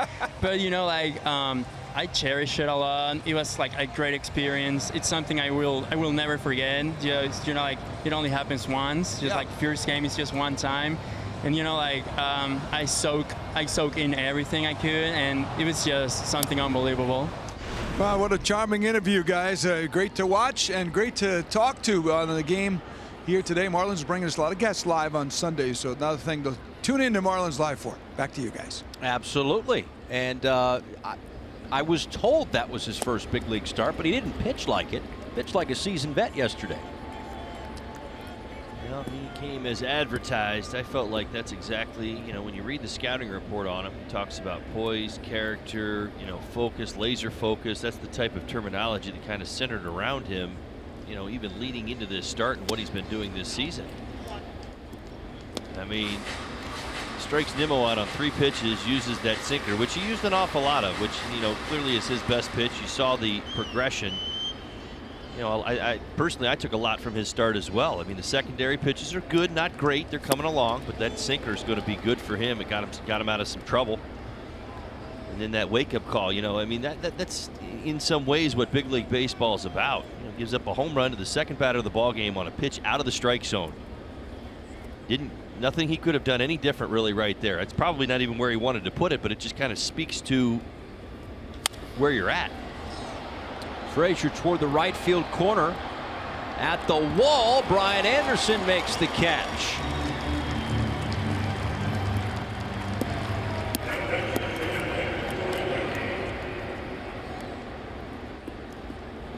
Nice job by All-Star Andy as he makes his way to that right field corner. I'll tell you what, he's made it look simple since moving into the outfield. As I mentioned today, 54th start in right field. Great conversation with him just a little earlier this week. Told me there hasn't been a whole lot of detail work that's gone into his performance in right. Although he goes out and prepares and gets his reps on a daily basis, his throws and he'll come out and throw every now and again to make sure his throws are on line to bases. But again, he hasn't been given the book that many of us that were raised to be outfielders are given early on.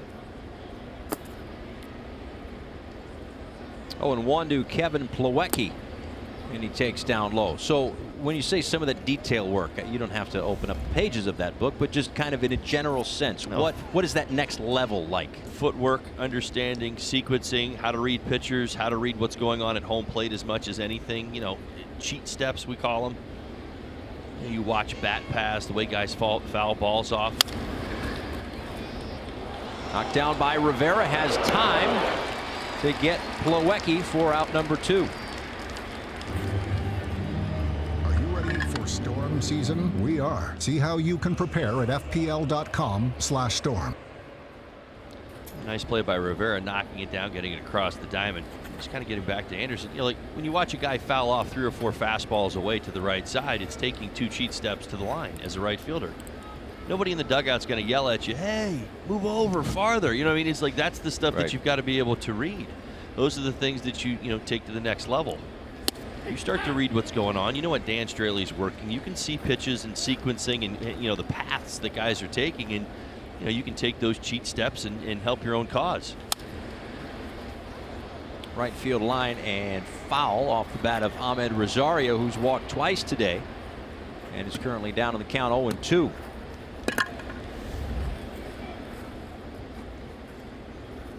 Well, whether it's, what did you say, 54 starts? 54. He looks like he's been out there for a lot longer than that. This is Bohr on the line. A step into foul territory in a 1-2-3 6th inning for Dan Straley.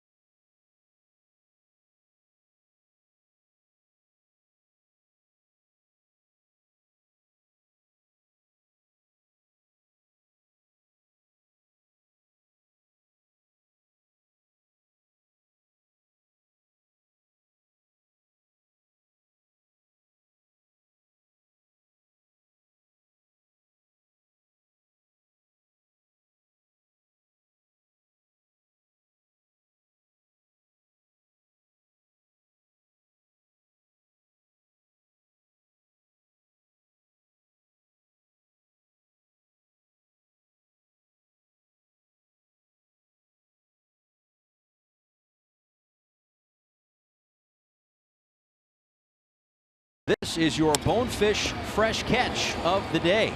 Right behind the back for Steven Matz. Could have been a base hit up the middle for Lewis Brinson. Instead, a 1-3 putout. And Matz back out for the bottom of the 6th inning. Even though he is at 103 pitches, he's had to wiggle around a little bit of trouble. He's only surrendered the 1 run. But you think likely his last batter with the lefty Justin Bour at the dish, and Seth Lugo ready to go in the Mets bullpen. I'll tell you what, I think the Mets would agree with this one. You know, Mets has pitched a pretty good ball game today. He's worked out of more trouble than he's probably brought upon himself. Although he is certainly responsible for one of the 3 errors.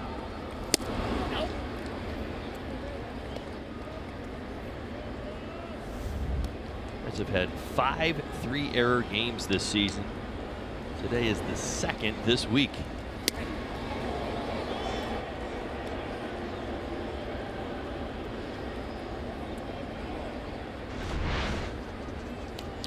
This one didn't break. Doesn't throw too many curveballs today. It's certainly part of his arsenal. Really hasn't used it too much. Throws it about 18% of the time. We haven't seen too many. First part of that might be the fact that the majority of this lineup is right-handed. You've seen a lot of the fastball and occasional slider and changeup. Now 3-2 to Bour. Swung on and missed. Strike 3. That's the 6th strikeout for Matz, and it will be his last of the day as Mickey Callaway is out.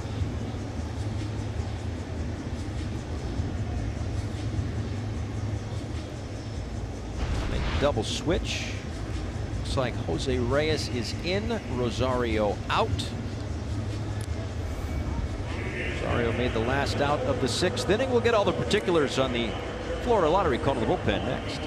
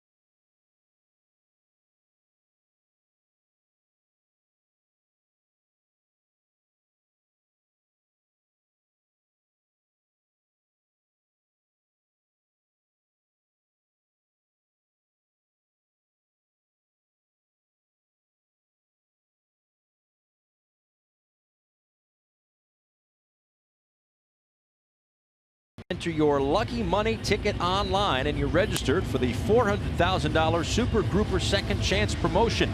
The Florida Lottery, it's your ticket. Must be 18 or older to play. Play responsibly. So it is, in fact, Jose Reyes who takes over at shortstop. Ahmed Rosario out of the game. And into the 8th spot in the Mets lineup is Seth Lugo. 2.76 ERA on the season, part starter, part reliever. He's done a fantastic job, one of the few for this Mets bullpen. He just moved back into the bullpen a few days ago after making 5 starts. It's 2.27 ERA and 21 relief outings this season.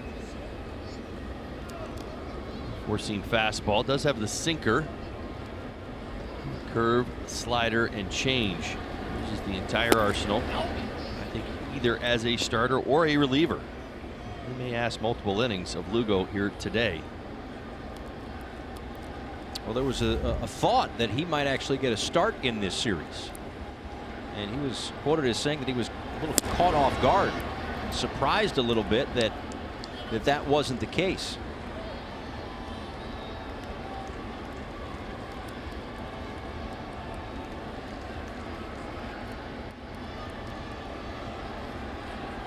2-1 to Brinson. Breaking ball misses high. He said he knew his last 2 starts weren't what he wanted, what anybody else wanted, but just trying to get his rhythm and routine, and that it was a little frustrated, is what he said. Those are the numbers as a starter.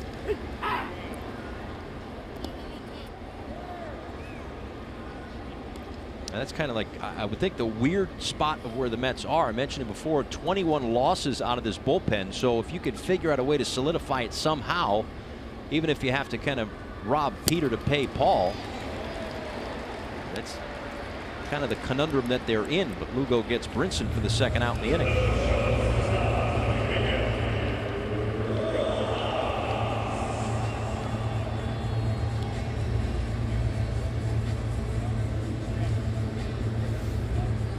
Rojas 1 for 2 on the afternoon. Ringing double into the left center field gap. Couple stolen bases to go along with it. Scored the Marlins' only run. Came back in the 4th.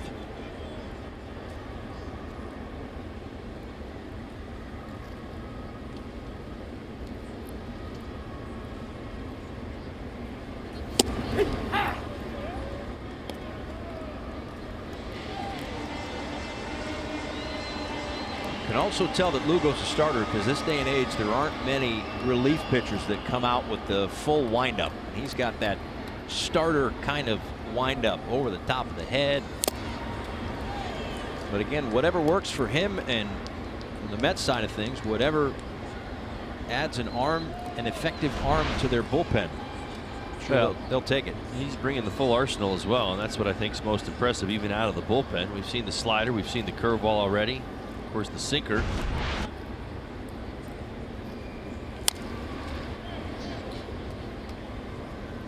Hey, Marlins fans, now you can stream games live on your mobile device with Fox Sports Go, presented by Coors Light. Download the app and take Fox Sports Florida and Marlins baseball wherever you go. Adam Conley up in the pen.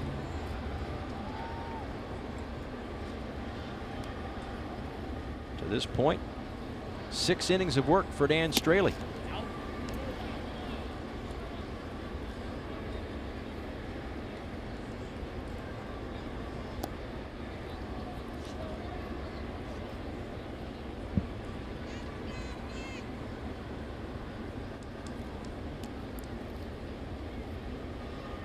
One and 2 to Miggy.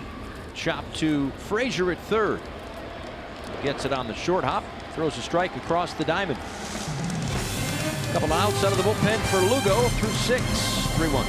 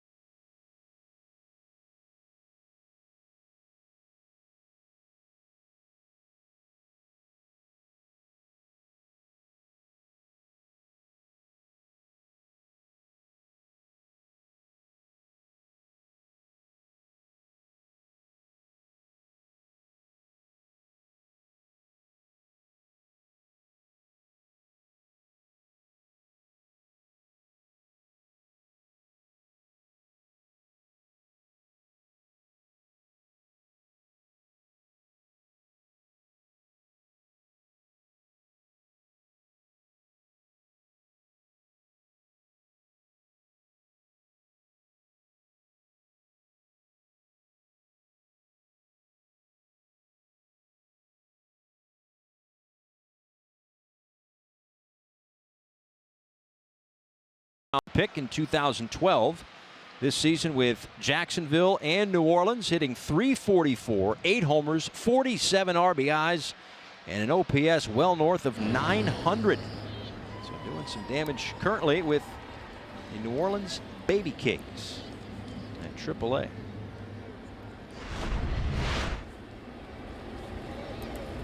Team that's 4 games under 500 right now. Garrett Cooper extended his hit streak to 5 games recently. Cooper working his way back, currently on the 60-day DL. McNair Sierra, his 14th stolen base of the season. That's second on the team to Isaac Galloway. Was a 6-game run of his own. But the big club down a couple as Jose Reyes, 2 for 11 in his career against Dan Straley, leads off, and fans on that one. Another strikeout for Straley. Are you ready for storm season? We are. See how you can prepare at fpl.com/storm. Well, that was the 6th strikeout for Straley, but the first since he got Michael Conforto to end the 3rd.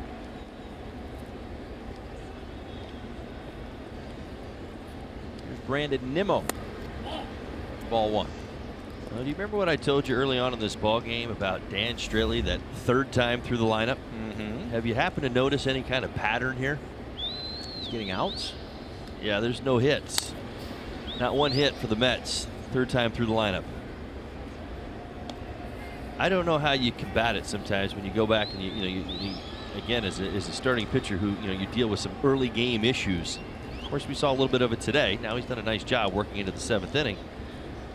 I don't know how you stretch that out, but I mean the pattern is very clear and very present. I mean, I watched Straley. I mean, he's done this for about the last 6 or 7 starts. The more he throws, the better he gets. You get to that threshold of 100 pitches, and you start to, like, oh yeah, we got to get the bullpen up, right? I wonder if Dan can throw 125. Maybe send him through a 4th time. That's kind of my point. Yeah, 4th time, excuse me, 3rd time through this lineup. A mere walk to Conforto, but that's it. No hits. The damage pretty early in this game. Single runs in the 2nd, 3rd, and 4th. RBI double from Kevin Plawecki. Solo home run for Asdrubal Cabrera. RBI single from Steven Matz. Marlins got their run in the bottom of the 4th inning from Straley. Laid down a bunt. E1 led to a run as Nimmo is retired again. He is 0 for 4 today.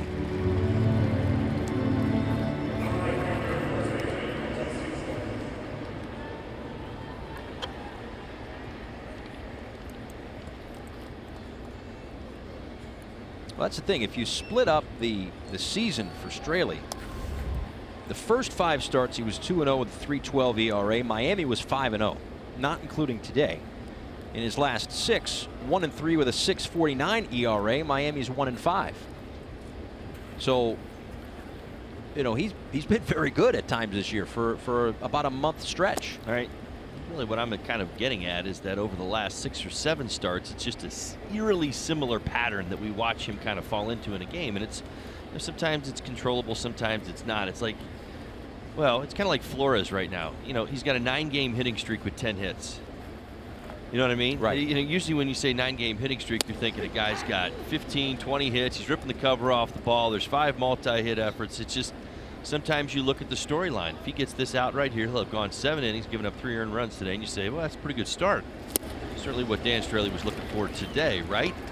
We also know the storyline. We know how hard he had to work at the beginning of the ball game. We know he got a couple of really key outs to keep this thing close. But at the same time, much like we mentioned before this game ever started, why that 1st and 2nd ERA so high.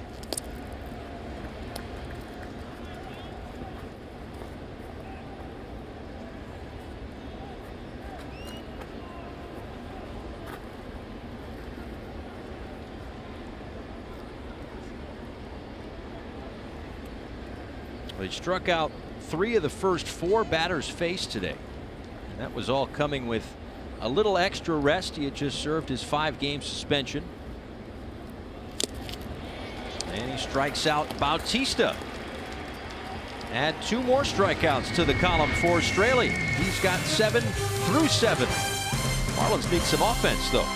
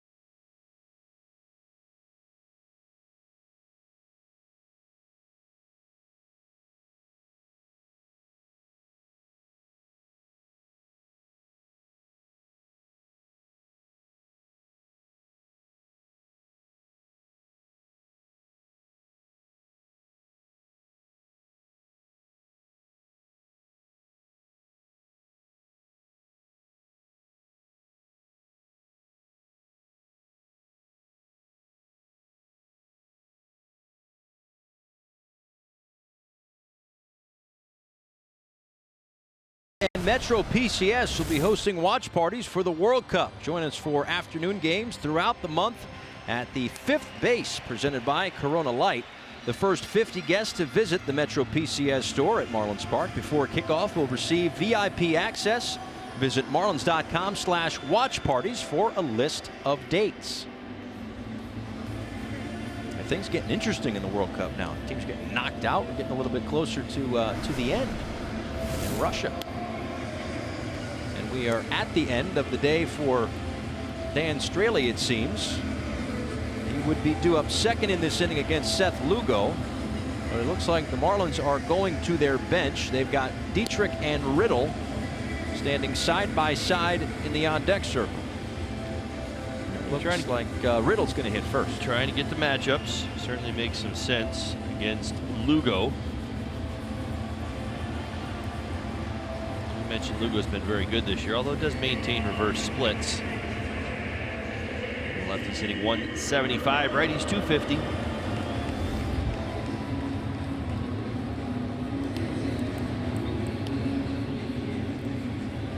Now, how long do you think, if you're Mickey Callaway, do we see Seth Lugo? Well, based on circumstance, I actually we were just talking about that up here off air. As long as he's effective, I think is the answer, at least for me. When you look at the rest of this Mets bullpen, they've struggled. Now, you haven't seen Familia in the series, but Familia's been struggling as much as anybody down there. Now, Lugo, as we know, is a converted starter who's had a lot of success in the bullpen, and he's obviously gone back and forth, and he's definitely stretched out right now. Riddle, line drive, left field, laying out to make the catch is Conforto. Took away a hit and probably more from Riddle, 1 out in the 7th. I'll tell you what, it's a heck of a play by Conforto. Great read. Plays center field as well. Good instincts. Great swing by JT. This is a good piece of hitting. Maybe a little too much barrel. Gets all the way out to Conforto, who catches it just above the turf. I'll tell you what, that play was made. First step to the right that Conforto took.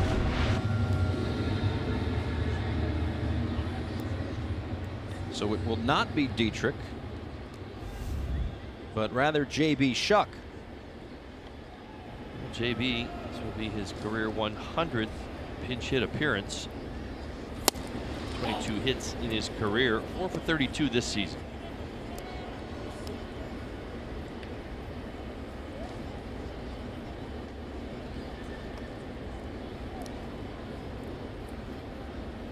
In on the grass is Frazier at third as Lugo misses upstairs. 2 balls and no strikes. Well, a bloop and a blast, as they say, from tying this game.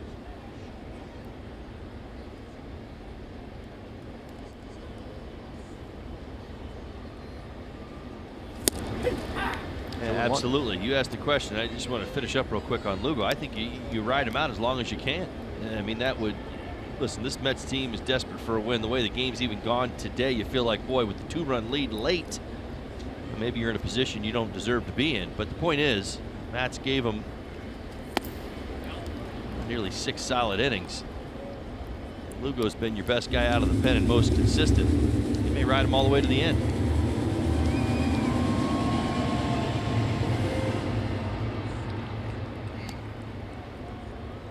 It bears repeating, the last month or so for the Marlins, they have been the comeback kids. Half of their wins via the comeback. They have one to start July.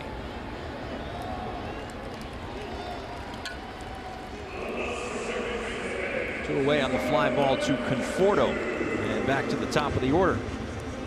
Steckenrider in the background and Teheran Guerrero in the foreground. So that officially ends the day for Dan Straley, who, again, wasn't perfect. 3 runs, 5 hits, 4 walks mixed in, but, you know, one of those days where you battle and you do what they've been talking about. Keep the game close. Keep it within reach. Quality start. Pitch to the script. That's it. So we map it out for you. Listen, we can't throw him anymore, can't hit him anymore. I'll tell you, he followed the script almost to a T.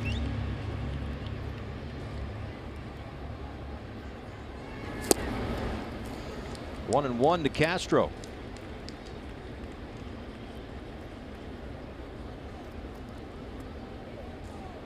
Without going through every box score, I don't know if there have been many games like today's where both starting pitchers threw 100 pitches. In this day and age, I don't think that happens very often where both guys do that. Well, you definitely don't see it as much. Right. I certainly agree to that. We talked about this a couple months ago, kind of that developing trend, and I still do see it. One thing for Matz, though, I think was a little bit more predictable just based on the struggles of the Mets bullpen and his own effectiveness. As we now know, he's gone 100 pitches plus in 5 of his last 6. So Matz is being able, has been able to extend it a little bit more. In fact, that's where I went with breakthrough season. I mean, he's kind of taken it to that next level, which we haven't seen from him ever in a Mets uniform. Career high in starts for Mets in the season, 22. Today was his 16th start.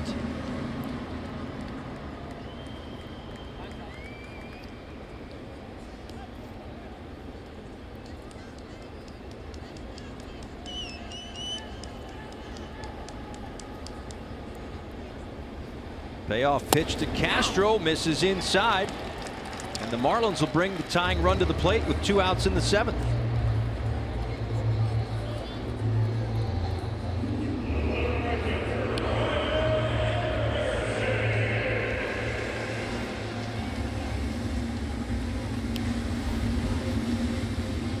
Anderson 0 for 3 today, but with the club down 2 late in the game, you have to go all the way back to yesterday when he had a 2-run home run to tie it up at 2 against Jacob deGrom and the Mets.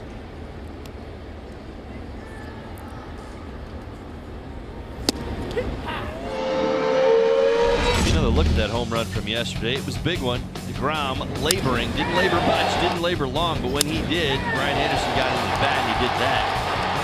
That particular at bat saw 4 changeups, and I'll tell you what, did a nice job laying off a couple at the bottom of the zone, worked his way back. We've talked about this already today, but the ability to fall behind 0-2. Not many hitters can do this. In fact, league average is 159 for a hitter when he falls behind 0-2.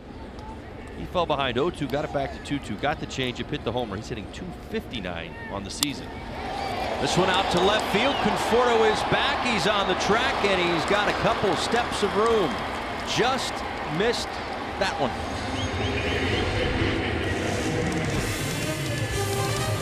(3-1) as we go to the 8th here in Miami.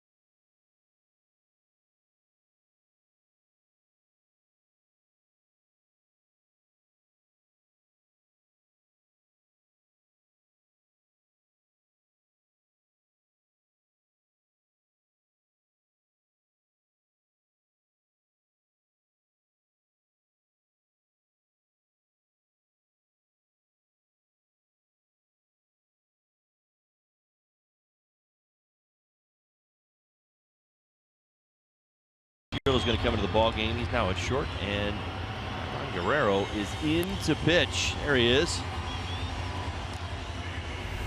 Guerrero has been pretty outstanding of late. See the 52 Ks, 38 innings worth of work. He's gone scoreless his last 4 opportunities.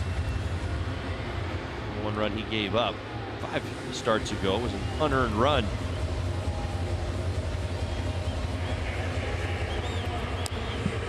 He'll face Cabrera, Conforto, and Flores. Try to protect the deficit, as Holly likes to say. Keep it 3-1, give this offense a chance in the last 2 at-bats in the bottom of the 8th and potentially the bottom of the 9th.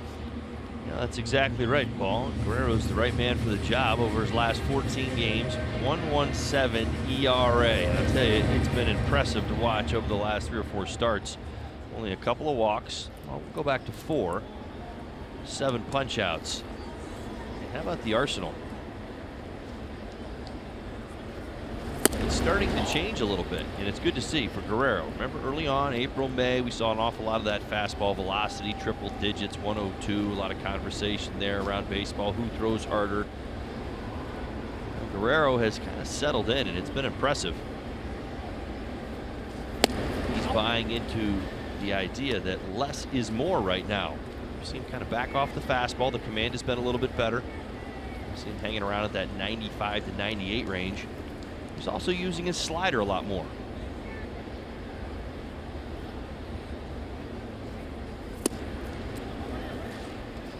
Guerrero's solo home run in the 3rd inning, also a strikeout and a ground out today. Just as Guerrero is settling in, this entire bullpen is settling in. If you were to look at their May versus June numbers, ERA, whip, Ks per 9.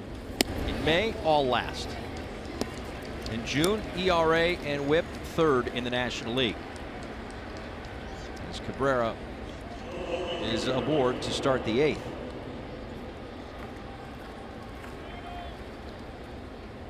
All while leading the National League in innings pitched in June as well. And that is sometimes the story, and I think it gets lost a little bit how much work they've taken on already this season.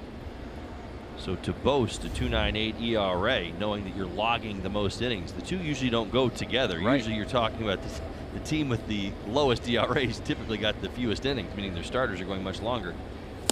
Has not been the case here in Miami this season, with some of the younger starters getting pulled generally earlier in a ball game. But along with Guerrero, you've got 3 other pieces that are just on really amazing runs right now. Ziegler, Steckenrider, Bearclaw. Conforto lines it foul. Ziegler 12 of 13 appearances scoreless. Steckenrider 18 scoreless appearances, and Bearclaw is on a career-long scoreless streak. So it's been easy calls for Don Mattingly to go to the bullpen. Who do you want, Skip? Who's ever closer? They're all good.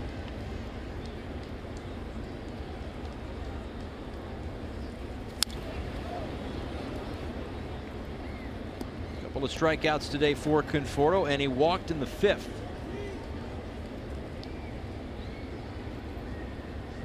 Worth mentioning, Guerrero's last outing against the Arizona Diamondbacks. I was kind of going back through my notes. I remember making this note. In fact, picked up all 3 outs on his slider.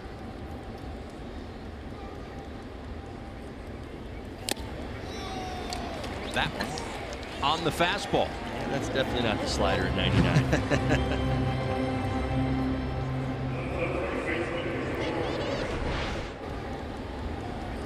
Now that same lane, we talked about it a little bit earlier. Dan Straley able to find it against Conforto, and as does Guerrero. Dials up, little 2-seam action at 99. Conforto really struggling with the pitch away in this series.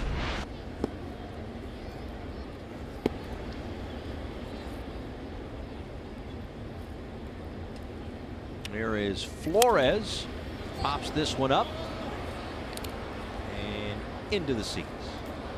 0-1. Well, the most strikeouts in the National League. The Florida Lottery in-game jackpot, Teheran Guerrero with 53 of them. And then they're all kind of bunched up there. Glasnow, Hand, Ottavino, and then Josh Hader's just like in a class by himself. All the way at the top of that list with 81.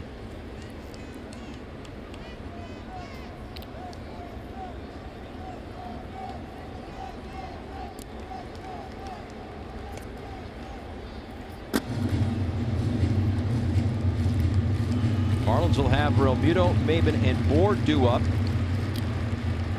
the 8th inning. We still have Dietrich and Holiday off the bench.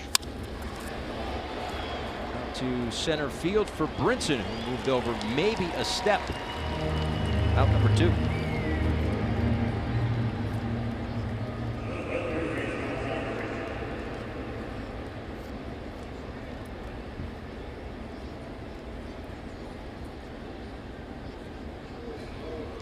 Todd Frazier with a base hit in the 4th inning came around to score.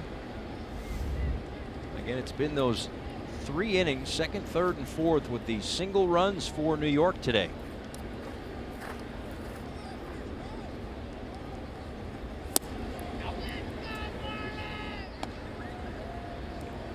Trying to salvage the last game of this 3-game series. Marlins looking for their first sweep of the year, but in terms of the Mets, they know that they will not win the series, having lost the first 2. They have not won a series in 12 consecutive, not since May 18th, 19th, and 20th against the Diamondbacks did they win a series. Lost 10 of 11 overall.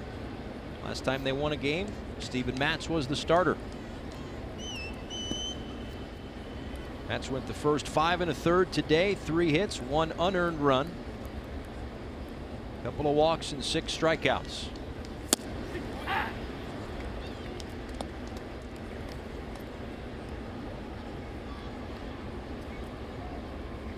Frazier also has one of the 3 errors committed by the Mets today, so Matz had to work around some defensive miscues for New York, one of which was his.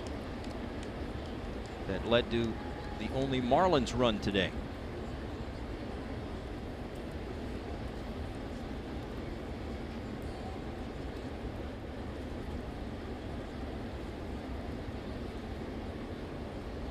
Two and 1. Brinson racing toward right center field, and that one will fall in. Being waved around from third, the throw goes high. Cabrera's in to score, and to third goes Frazier.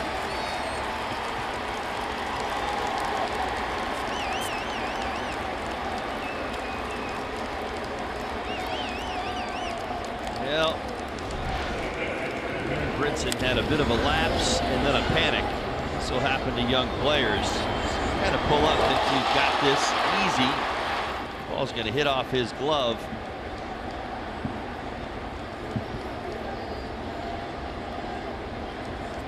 Right off the heel of the glove. And he's going to airmail one to home. The Mets are going to pick up an insurance run here in the 8th. Frazier's going to get credit for a double on that one.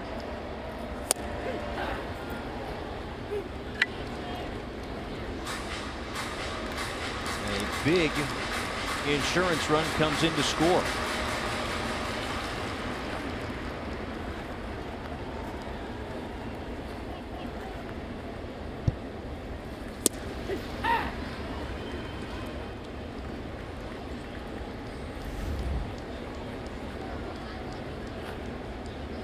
Brinson had to cover a lot of ground to get to it, but it hit his palm.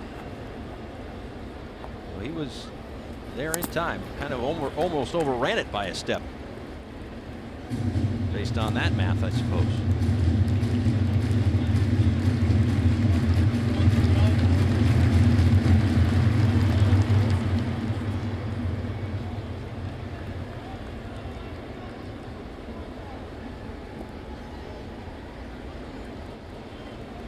Now Guerrero ahead of Plawecki, 0-2.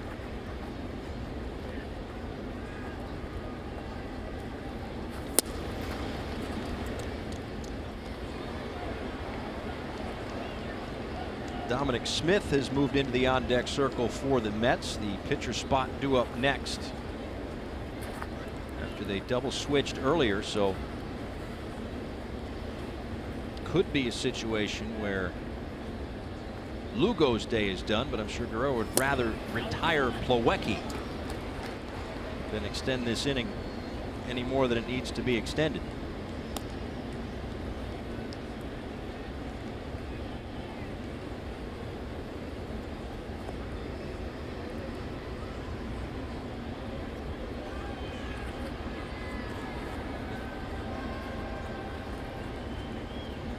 Two and two.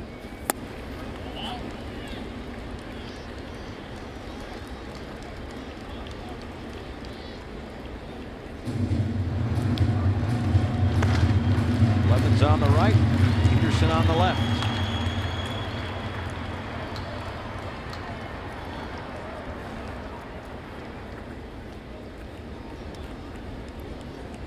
Payoff pitch to Plawecki. He takes, they throw down to third base, and it goes off the back of Frazier and into left field. And that will allow him to come in to score.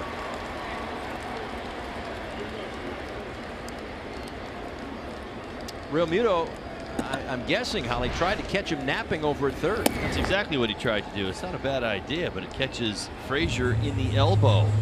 It's going to be a walk and an E2. I love the idea. Sometimes this happens. I don't think it was too terrible to throw. Watch. Yep, caught him right on the back of that try.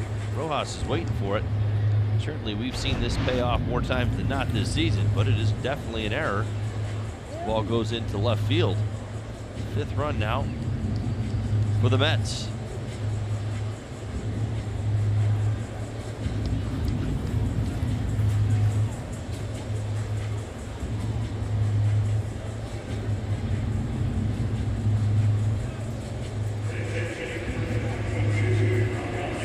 Started with an Asdrubal Cabrera walk, and then Conforto struck out. Flores lined out to Brinson. Frazier flew out to right center field. Went off the palm of Brinson. Credit for an error, or a double rather, for Frazier. And then the walk in E2, and 2 runs have come in for the Mets in this inning. Here's Dominic Smith.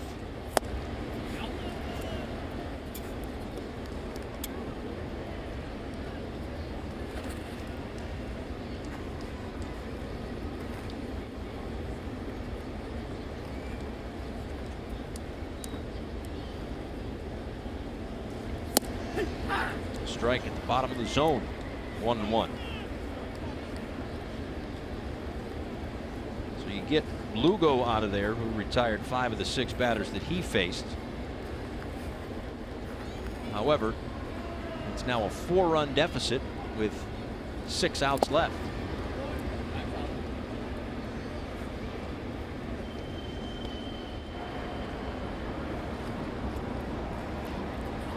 Now Ruzinski up for the Marlins.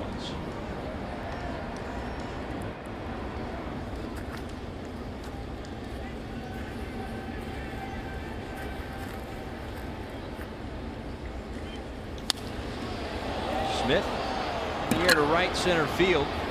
Playable for Anderson for the final out of the 8th inning. But the Mets tack on 2 more.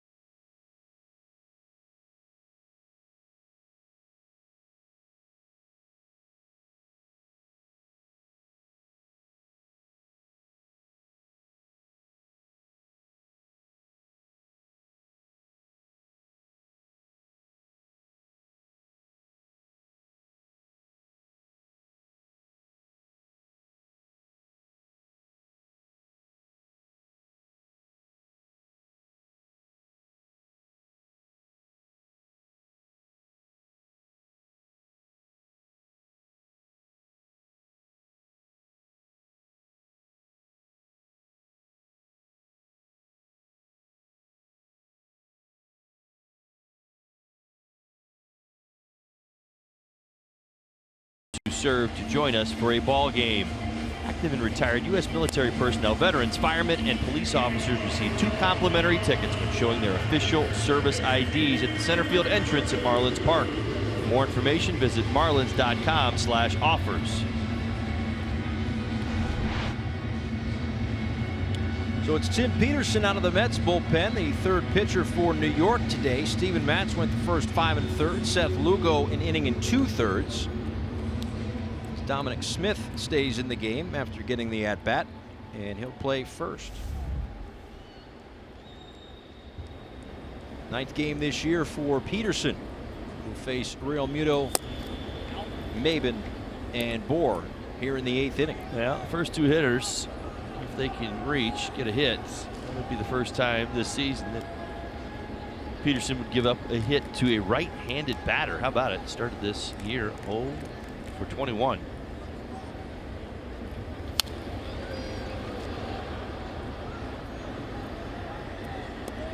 The longest hitless start of career streak for any Mets pitcher. About Peterson versus the righties. Lefties 6 for 18.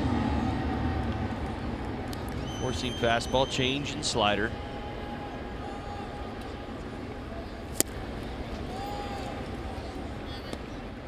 So one would think Peterson for Real Muto, Maben, depending on the situation, and then probably Blevins for Bohr.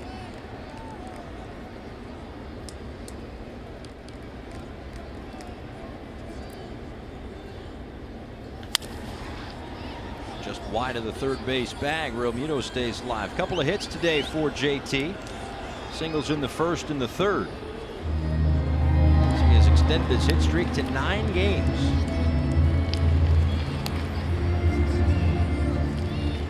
Keep your eye out for the changeup. He will throw it to right-handed hitters. In fact, 5 of the 6 strikeouts he's picked up have been on the changeup to the righties.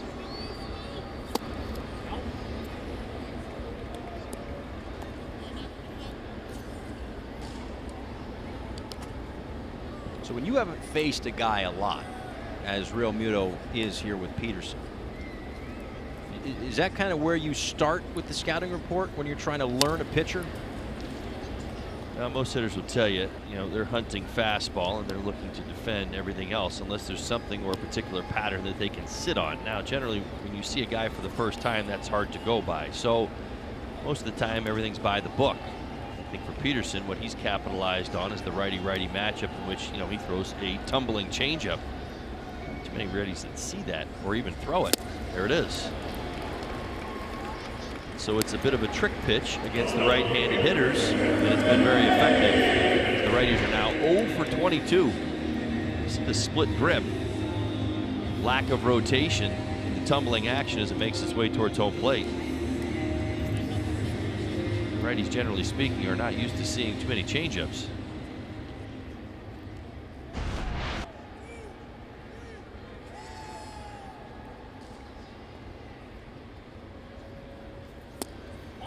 Cameron Maben takes ball 1. 0 for 3 today for Cam. He's flown out to right field twice today.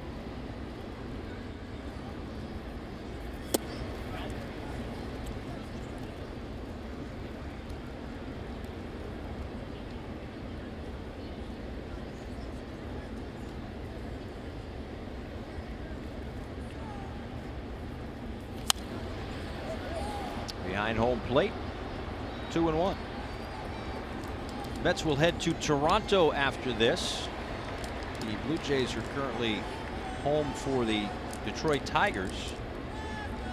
Tigers lead that one 7-1 right now, and if that score holds, they're in the top of the 9th inning. That would put an end to an 11-game losing streak for Detroit.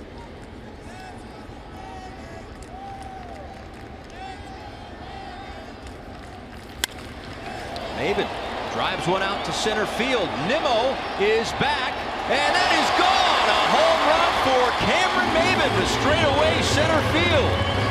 And it's 5-2. Good to see Cameron Maben pick up his first home run of the season. Well, it seems appropriate, right? Here we are, July 1st. Gets his first home run of the season. Of course, it's against a righty. Doesn't see too many of those. That's the first hit that Peterson has given up against a right-handed batter this season. It's been that kind of game, Paul. I mean, it really has. I mean, we've seen errors, plays made, plays not made, base runners, throws, caroms, ricochets, you name it.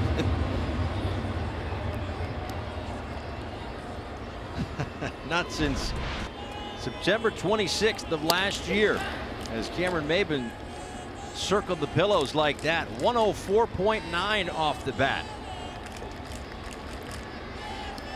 421 feet. Well done, Cameron Maben.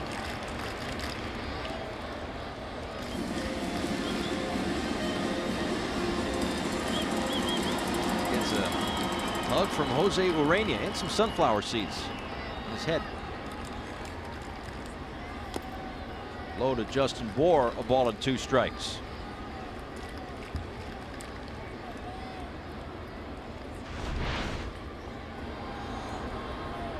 A little parting gift. There you go. Surprise.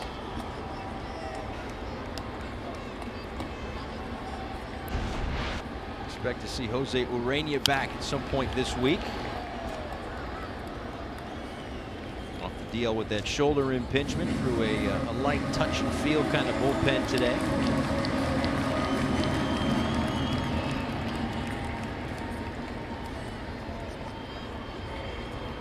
One and 2 now to JB. Just got a piece. Let's give you another look via StatCast. Cameron Maben's first home run, 2018. Impressive here at Marlins Park. So too many go out there this season.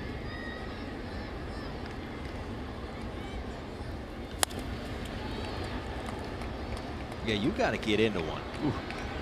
That's 407 to the wall right there, and you got to get up over that wall. So you're kind of starting at about 415 just to begin.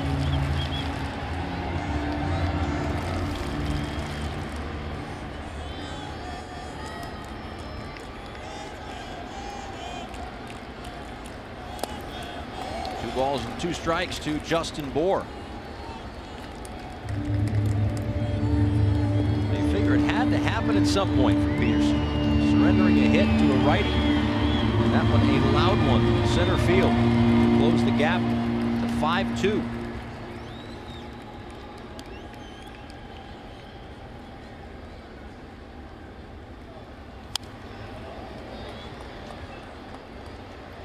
Tell you what, nice at bat by JB, fouling off a couple of tough changeups. Seen one to the inside part of the plate, one to the outside now. JB certainly trying to get that swing back into its groove.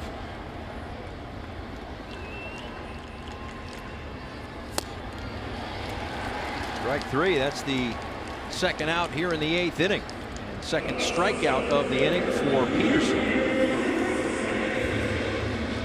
Coming up after the ball game, the WB Mason Marlins Live post-game show with Craig Minervini and Jeff Nelson. We'll hear from Don Mattingly, get his thoughts on Dan Straley's start today. Mrs. Nelson sitting in for Craig at the moment.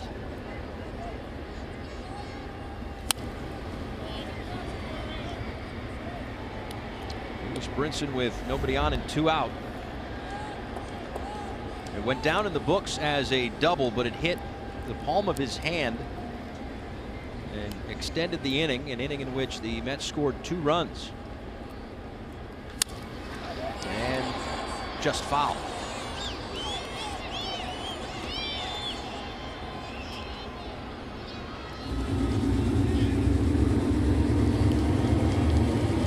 Whatever you call it, hit or error, and we can argue that for a while, but you know that it extends the inning, it leads to runs, it puts your team down further. That next at bat, are you still thinking about that? Just trying to get some redemption, trying to get things going. You know, necessarily if you're trying to make amends for what you may have done or not done on defense, but generally speaking, you're down late. You're trying to put your best at bats together. Understand the game situation. Brinson on base is necessity here as much as getting a hit. A walk will work or any other way. Set up way outside. Reyes at short gets rid of it quick to get the speedy Brinson. But they get a little closer on the home run by Cameron Maven. It's now 5-2.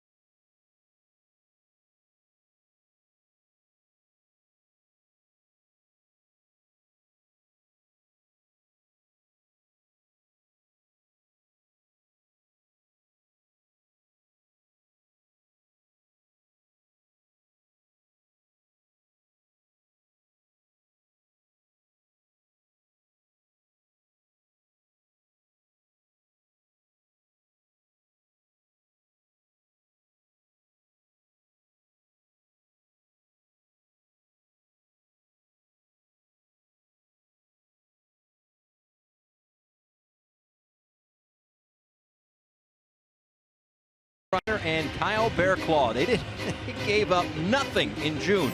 They gave up as many runs in June as me and Holly. 12 1/3 innings for Steckenrider, 12 innings for Bearclaw. The last teammates to do that going back to 1920. 2012, Charlie Furbush and Tom Wilhelmsen with the Seattle Mariners. Well, it's Drew Ruzinski to pitch here in the 9th inning, third pitcher of the afternoon for Miami. First 7 were Dan Straley. And then Tehran Guerrero worked the 8th. It'll be Jose Reyes, and then the top of the order, Brandon Nimmo and Jose Bautista due up for New York. Slashes that one foul. Ruzinski's done a very nice job. He's coming up in the opportunity. He's pitched multiple innings a few different times. In fact, 4 of 8. He's pitched in this series a couple of games ago. First game of this Met series. Packs the strike zone, is very aggressive. We've seen the fastball, obviously the slider, and that splitty that he throws. Lefty's hitting .231, righty's .187.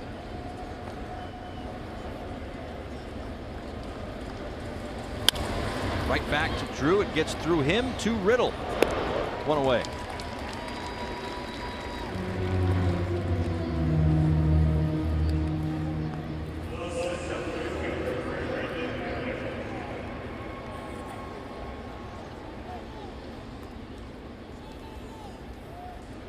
Brandon Nimmo 0 for 4 today. Marlins have done a terrific job keeping his bat quiet throughout this series. 1 for 12.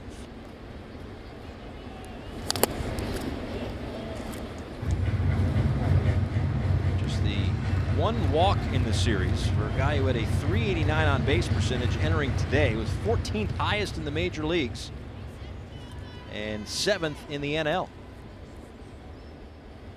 You keep him off base, you usually do a pretty good job, especially early in games. The Mets had a note today that he's come around to score in the opening inning 13 of the 19 times that he's been on base in the first. He's not been on at all this afternoon.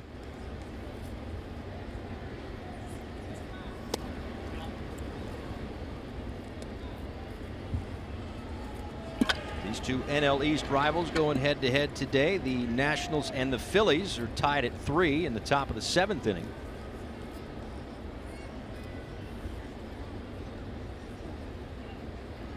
And the Atlanta Braves up 3-0 on the St. Louis Cardinals at Busch Stadium right now. Jerry's Familia up for the Mets. That's one individual, that's one closer who's really, really happy that today is July 1st. That's right. Gotta get a reset on that 405 batting average against in June. Things have not gone well on the whole for the Mets bullpen, and I think the conversation starts with Familia.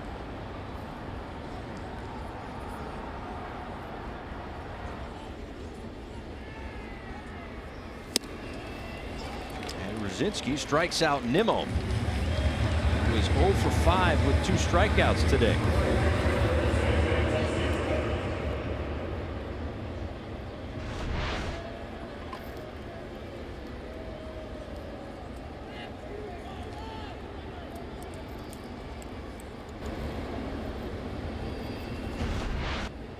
Now Jose Bautista.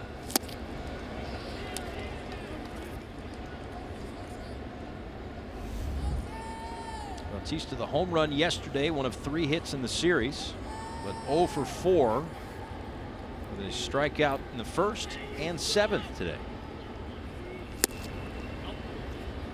Well, it seems like early on in this series that Bautista was sitting squarely on fastballs in. Of course, the Marlins kind of attacked him there. Since they made a bit of an adjustment, they didn't just stop attacking him in, they just set him up better with sliders and changeups away. We've seen him do a lot of that where he's pulling off that baseball.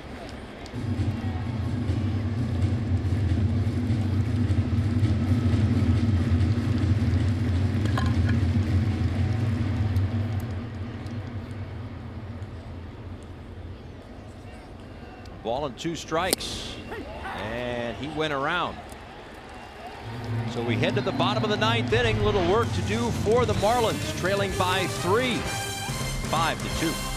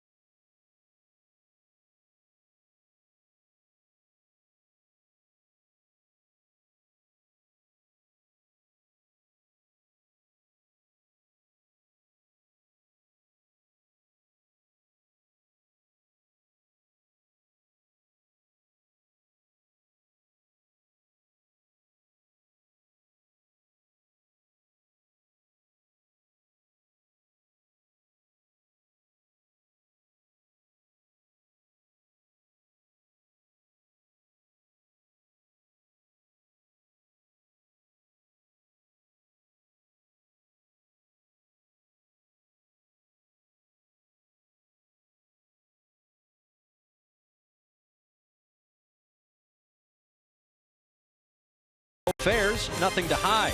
By Kubota. For information or to find a Kubota dealer near you, go to gokubota.com. And by your South Florida Honda dealers. Paul Severino and Todd Hollinsworth back with you. A 5-2 deficit for the Marlins as we go to the last of the 9th inning. Miguel Rojas will lead things off, then JT Riddle, and likely Derek Dietrich. As we start July, we take one last look at June and how things really jumped up in terms of a few different categories.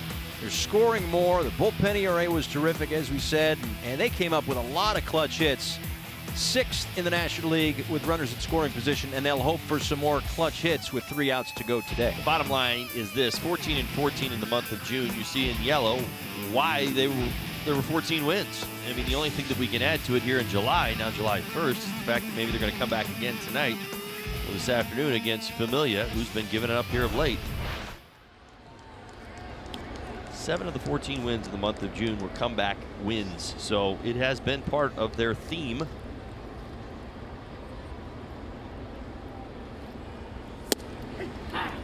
Strike one to Rojas. 34th time this season that Familia has pitched in a game for New York. First time in this series. He pitched the 9th inning on Wednesday against the Pirates. Gave up 3 hits, all with 2 strikes. And didn't record an out for the first time in 306 appearances. Now, you mentioned his batting average against in the month of June. How about the ERA of 8.22? Definitely got some history. 20 career saves against the Marlins, 22 opportunities.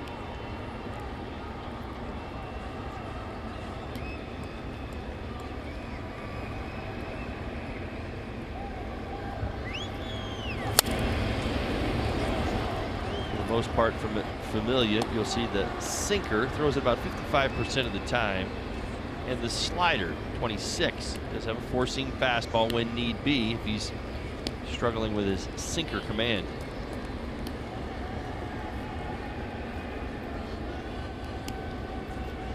Rojas is 1 for 7 with 3 strikeouts against Familia. Gonna battle back down, a ball and 2 strikes here. Get something going in the 9th inning, trailing by 3. Chase one off the edge, 2-2.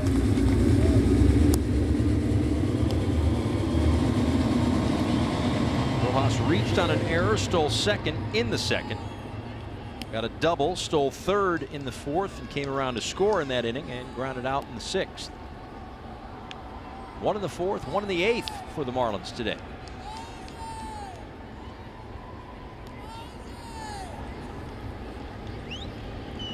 Two and two.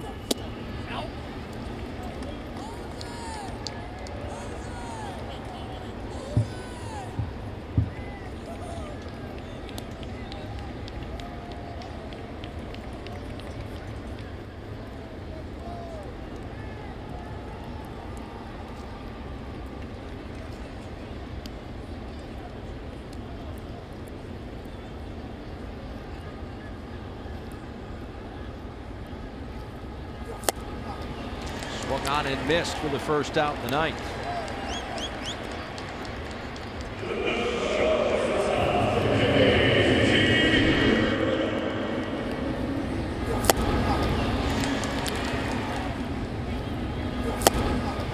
On that outside edge, hard to defend. He found his spot, first out here in the 9th.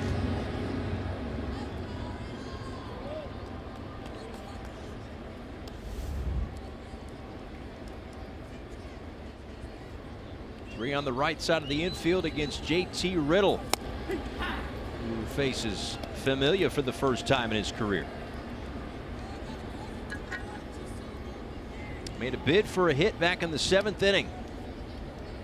But a diving play in left field by Michael Conforto took away extra bases.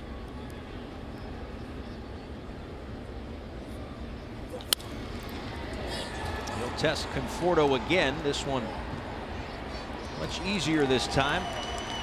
And the Marlins are down to their last out. Watch every out-of-market regular season game live or on demand at home, in the office, or on the go with MLB.tv. Your subscription includes MLB at Bat Premium, allowing you to watch live baseball on your favorite supported devices. Blackout and other restrictions apply. Visit MLB.tv for details. Now Dietrich's going to get the pinch hit here. 2 outs in the 9th, 2 for 10 off the bench as a pinch hitter.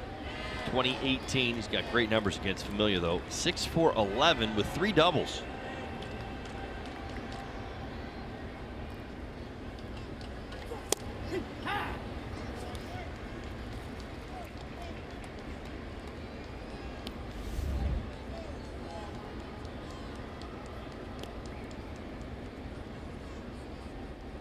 He's fared well against the Mets this year. 10 for 26. Homered off A.J. Ramos in New York when these two teams met in May.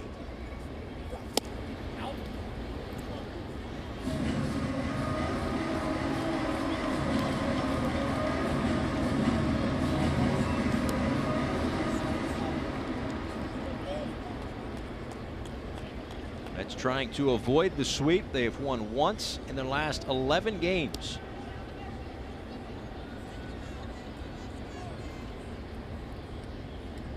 And the 1-1. Yes. Dietrich went around, says the home plate umpire Gary Cederstrom, and the Marlins are down to their last out, or last strike. Now, there's a pretty good look. Well, I'm showing you the side angle. Definitely was tracking the 97-mile-an-hour fastball. That arm side run is kind of what you saw Dietrich going after right there, as that ball kind of worked its way off the outside corner. Tough pitch to lay off.